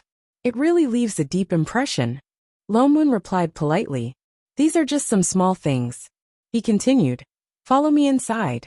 With that said, he continued to walk forward. The deeper they went, the more things they saw around them. Lone Moon looked carefully. Even the surrounding spirit herbs, from the original 1st and 2nd level, there were already 4th and 5th level ones appearing at the back. They could be considered as mid-level spirit herbs. But he still couldn't sense any bright aura of spirit chi. Lone Moon suppressed the surprise in his heart, followed the City Lord all the way into a cave. There were no more spirit herbs in the surroundings. The cave was no longer dark. The stone walls at the side were covered with small colorless flowers. The flowers were transparent, but emitted a faint white light. Fong Fong seemed to have never seen such a strange flower. She subconsciously reached out and touched the left side. In the next moment, a terrifying beast roar came from the stone wall. Something rushed out from the stone wall, opened its mouth and bit towards her. Fortunately, Shening, who was next to her, reached out and pulled her. Thus she managed to avoid it. Fong Fong was startled. Her face instantly turned as pale as snow. She panted heavily. Half of her body fell limply onto Shening, looking like she was quite frightened. Ha ha ha, I forgot to remind everyone. There is a stone beast living in this stone wall. It has a bad temper. This flower is his favorite, you can't touch it. The City Lord reminded without much sincerity, then continued to walk forward. Fong Fong's face was so scared that there was no trace of blood on her face. Shening held her up, then stood up with a face still full of shock. After a while she said softly, "Thank you." Shening turned back to look at her in surprise, crunched a bite of the fruit, then nodded and responded, "Mm." The group headed straight into the cave. After a while, the surroundings suddenly heated up. The City Lord stopped in front of a huge metal door, and introduced with even more excitement. "This is the most unique beast in my precious beasts garden. Even I, the City Lord, don't know what it is. It took a lot of effort to catch him." After saying that, he activated the mechanism at the side. Immediately, a wave of hot air rushed over. There was another iron fence inside. And through the gap in the middle, they could see raging flames everywhere. And in the middle of the raging flames, there was a giant beast that was as tall as 3 people lying inside. This was a 7th grade flame beast. Lone Moon hurriedly turned to look at I Ching. Seeing him nod, he hid the shock in his eyes. There was a 7th-ranked demonic beast, but no spiritual chi. Interesting. How is it? The city lord looked at them again and said, I was even able to capture such a monster, which shows the power of my city. Have you changed your mind and decided to stay and work for me? The city lord is naturally powerful and rich enough to rival a country. Lone Moon smiled and said, but we really don't want to stay here. It's not convenient for us to stay in the city for long. We can only let down your good intentions. The city lord's expression darkened even more. A guard at the side spoke up directly. You actually don't know how to appreciate favors. It's really too. Before he could finish, the city lord raised his hand to stop him.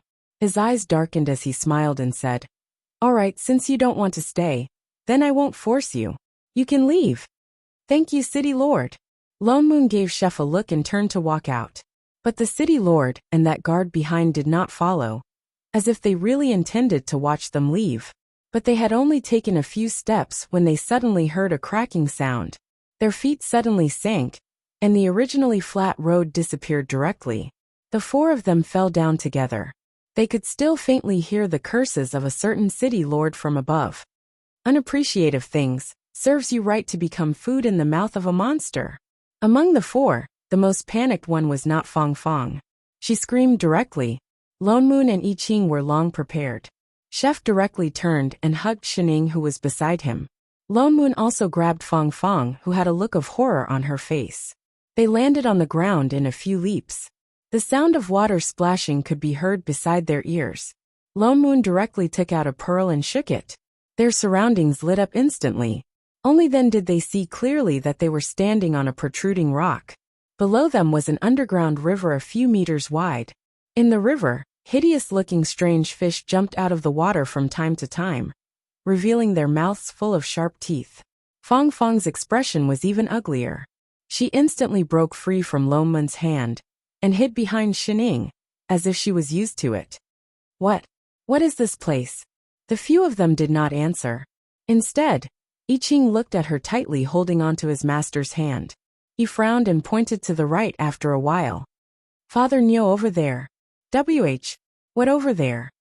Fong Fong's face was still full of horror and confusion. Why did the city lord suddenly lock us up here?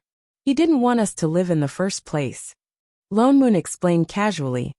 He probably didn't want outsiders to know about the merpeople he obtained. So those of us who know, either become his people, or become dead people who can't speak. Fong Fong's eyes widened abruptly. Her face was full of disbelief. She didn't seem to think that the dignified city lord would do such a despicable thing. Lone Moon had long guessed that the city lord was not a good person. Otherwise, why would that shop owner open a shady shop in the city so brazenly? The reason why they came over here was because he had looked around the entire city yesterday. Only the city lord's abode had not been searched. So he just went with the flow and came to take a look. But he didn't expect that there would really be a discovery. A place without spirit chi would actually grow spirit herbs and high-level demon beasts. This was really too strange. In addition, when they saw that 7th-level demon beast just now, he and Chef felt a trace of spirit chi at the same time. Originally, it was not impossible to take advantage of the situation and pretend to agree to the city lord's enlistment. But it was too troublesome. Not only was it a waste of time, they also couldn't investigate openly. They might as well just fall out with him. But they didn't expect that this trace of spirit chi would coincidentally appear in this underground river. It was a pleasant surprise. It was a pity that the spirit chi was too weak. In addition, this place was strange. Their spells couldn't be used. Naturally, they didn't have to use their divine perception to investigate. It was very troublesome. But as long as they could find the source of that trace of spirit chi, they would probably be able to find out what exactly was going on in this place. However, this woman called Fong Fong was going to suffer an unexpected calamity. Master, let's go, I Ching said, and directly carried Shining. With a few leaps, he used the protruding rocks on both sides of the underground river to move forward along the direction of that underground river.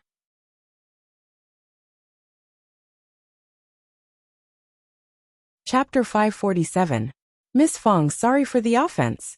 Lone Moon also glanced at Fong Fong and brought her along to follow, but he was carrying her. The two of them were very fast, but they still followed the flow of that underground river for an hour, and still did not see the end of this underground river. By right, even if it was an underground river, it should flow into a river or into the sea. They must have long left the perimeter of that city, but still did not find the end. Chef, who was leading the way, suddenly paused and turned to look at the stone wall on the right. What's wrong? Lone Moon also stopped. I Ching turned back to look at him. The direction has changed. Lone Moon was stunned and felt carefully. Indeed, the spirit chi that had been following the river just now suddenly made a sharp turn and entered the stone wall at the side, and seemed to be even thicker. I Ching thought about it, then took a few steps back and put down the person in his hand. Master, wait here for a while, don't get too close. With that said, he stuffed a fruit into her hands. Oh. Shenning took it and took 2 steps back. Lone Moon also hurriedly pulled Sister Fong Fong back. Only then did I Ching take out a long sword from his storage bag and focused on the stone wall at the side and slashed hard. Instantly, there was a loud crash. Though he could not use sorcery, but Chef's swordsmanship still broke the entire stone wall in an instant. Large pieces of rubble tumbled down with a rumble, revealing a passage that was forcefully slashed by the sword chi. Let's go, master. I Ching kept his sword and then turned around. Shenning followed. Wait for me. Fong Fong hurriedly took 2 steps forward, still following behind Shenning with some shock. Lone Moon could only walk at the back. The passage that Chef temporarily split open was not very wide. At first it could only allow one person to pass through. But for some reason, the further in they walked, the wider it became. Only the surroundings became even darker. Even the illumination bead in Lone Moon's hand seemed unable to illuminate the surroundings completely. Fong Fong's expression became more and more flustered, and she followed even faster, and even subconsciously pulled Shen Ying's hand. What exactly is this place? I don't know, Shenning replied as she continued to chew on her fruit. There was no hint of panic on her face.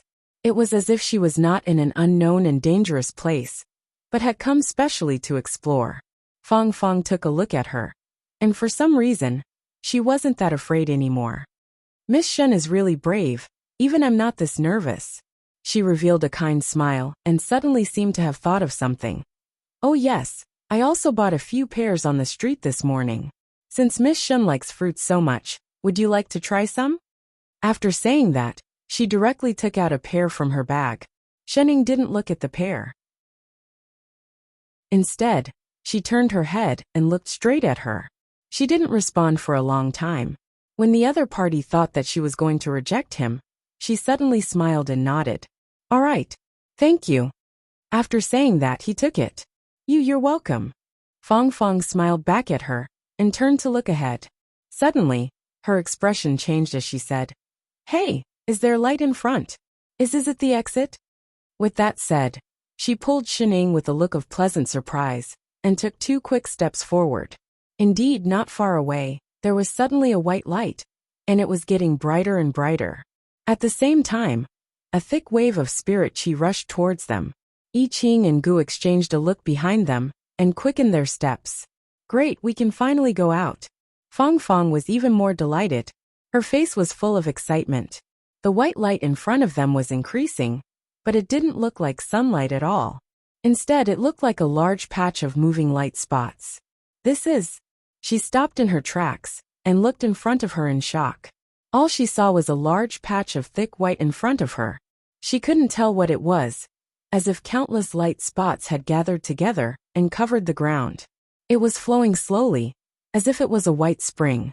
In a blink of an eye, everything around them disappeared. It was as if they were transported to another time and space. Everything around them was dark, leaving only that patch of white in front of them. What is this? Fong Fong's face was full of shock. Lone Moon took a step forward and suddenly turned his head and smiled. What is this? Shouldn't you tell us? Young master, what are you talking about?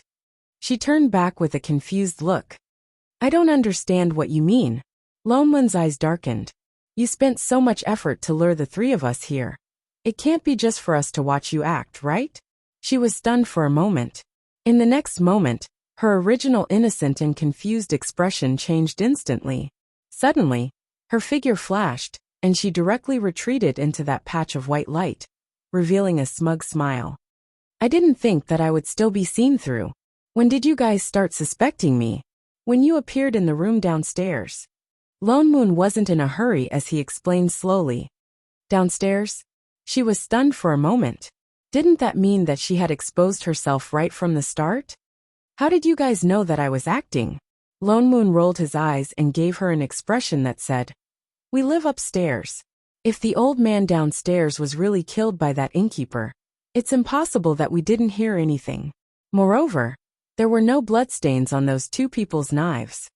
Those two people with knives heard the waiter's voice and ran up hurriedly. If they really killed someone first, how would they have the time to clean their knives before coming up? I see. She looked stunned. I didn't think that I would be exposed so early. Since you guys already knew that there was something wrong with me, why did you bring me all the way here? Since we're already here, we naturally want to find out. Lone Moon said, "What exactly do you want to do by luring us here?" "What do I want to do?" She suddenly laughed out loud. Her eyes darkened and instantly filled with malice. She gritted her teeth and said, "Of course I want to turn you bunch of scum into ashes." Lone Moon was stunned. He kept feeling that her hatred came out of nowhere. "We don't even know you. Why did you do this?" "Why? Ha ha." She laughed even louder. Her eyes turned cold, and the hatred that was like the sea suddenly poured out. "You invaded my world for no reason, and you're asking me why?" "Invaded?" Lone Moon was stunned. His eyes widened in disbelief. "You're a manager. How was that possible? Such a small world. Was it really a plane? Are you very surprised?" As if guessing what he was thinking, she laughed even colder. "Such a small plane also has a manager? It's a pity that you guys don't have the chance to leave this plane alive. The same goes for your manager." As she spoke, she suddenly raised her hand.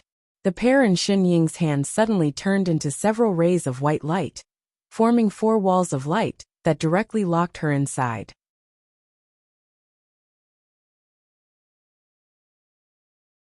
Chapter 548. Master. I Ching was shocked. Just as he was about to save her, the light wall suddenly flashed with white light and disappeared in an instant. Instead, it appeared behind Fang Fang. This is a restriction I created using the power of the original source. No one can escape.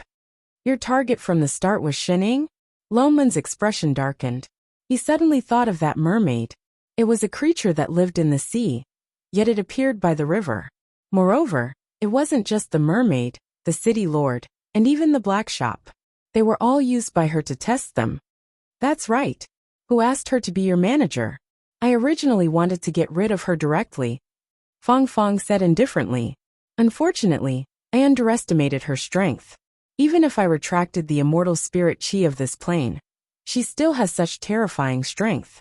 I could only lure you here and use the power of the original source to suppress your abilities. Lone Moon was stunned. He subconsciously sensed his own plane. Indeed, he could not sense it at all. And the plane door was locked. No wonder she brought them here. So she wanted them to have no way out. Are you done with your nonsense? I Ching's expression darkened. He took a step forward and pulled out his sword. Do it. Fang Fang laughed coldly. She did not take them seriously at all. She turned and glanced at Shening, who was trapped in the white light. The manager is already in my hands. This is the land of the original source. With your strength you can't. Before she finished speaking, a terrifying sword chi suddenly slashed towards her. It carried an aura that could sweep away everything, and a thick murderous aura. She subconsciously dodged to the side to avoid the sword aura. Her heart turned cold. If she had not dodged fast enough, the sword chi would have already hit her. How was this possible?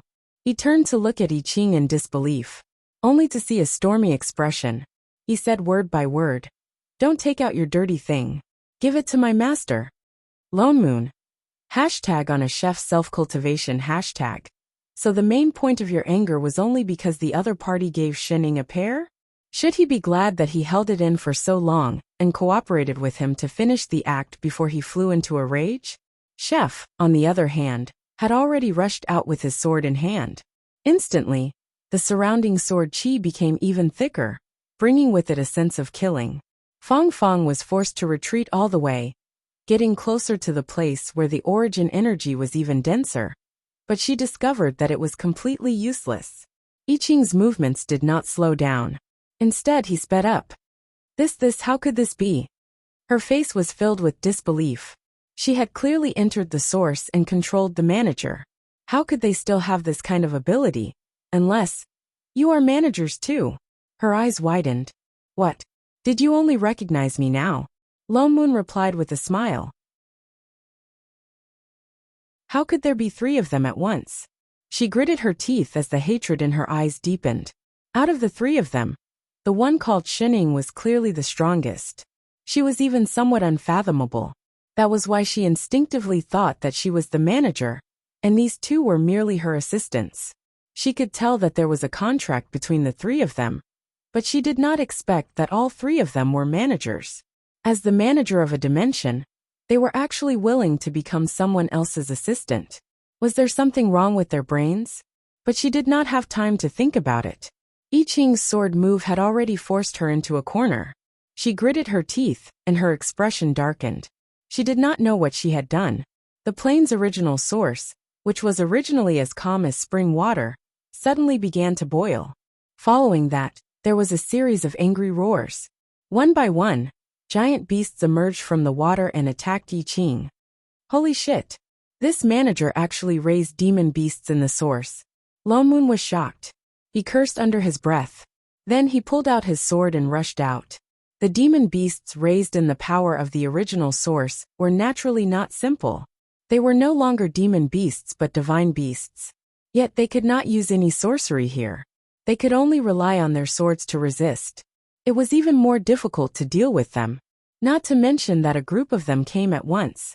Lone Moon rushed in. Together with Chef, they each took one side and began to fight. For a moment, the white light was filled with sword qi. Fortunately, although these divine beasts were strong, they did not seem to have any sentience.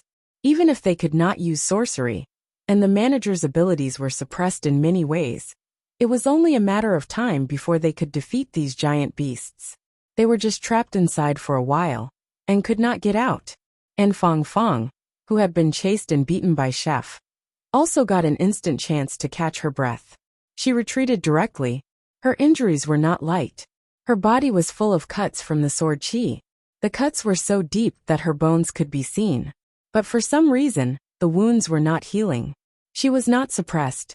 To a manager, these were obviously just insignificant small injuries. You are using your own power to raise them? Suddenly, a familiar voice sounded beside her ear. Fang Fang was stunned. She turned around and realized that the one who spoke was Shining, who was trapped in the white light. She was still holding a fruit in her hand and gnawing on it. She did not panic at all. Instead, she tilted her head and looked at her curiously. That's not right. She suddenly changed her words. I should say, you are using your own power to nourish this broken plane? So she could not even heal herself. Her eyes widened suddenly. She looked like she had been poked. Her eyes were full of wariness. Why? Shining continued. She would not be able to hold on much longer if this went on. Why? She stood up as if her embarrassment had turned into anger. The hatred in her eyes was about to overflow. She gritted her teeth and roared. I want my plane to not collapse. I want the living beings in my world to live. I want them to be swallowed by chaos.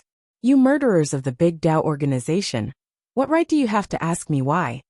Big Tao organization? Shining frowned. We are not.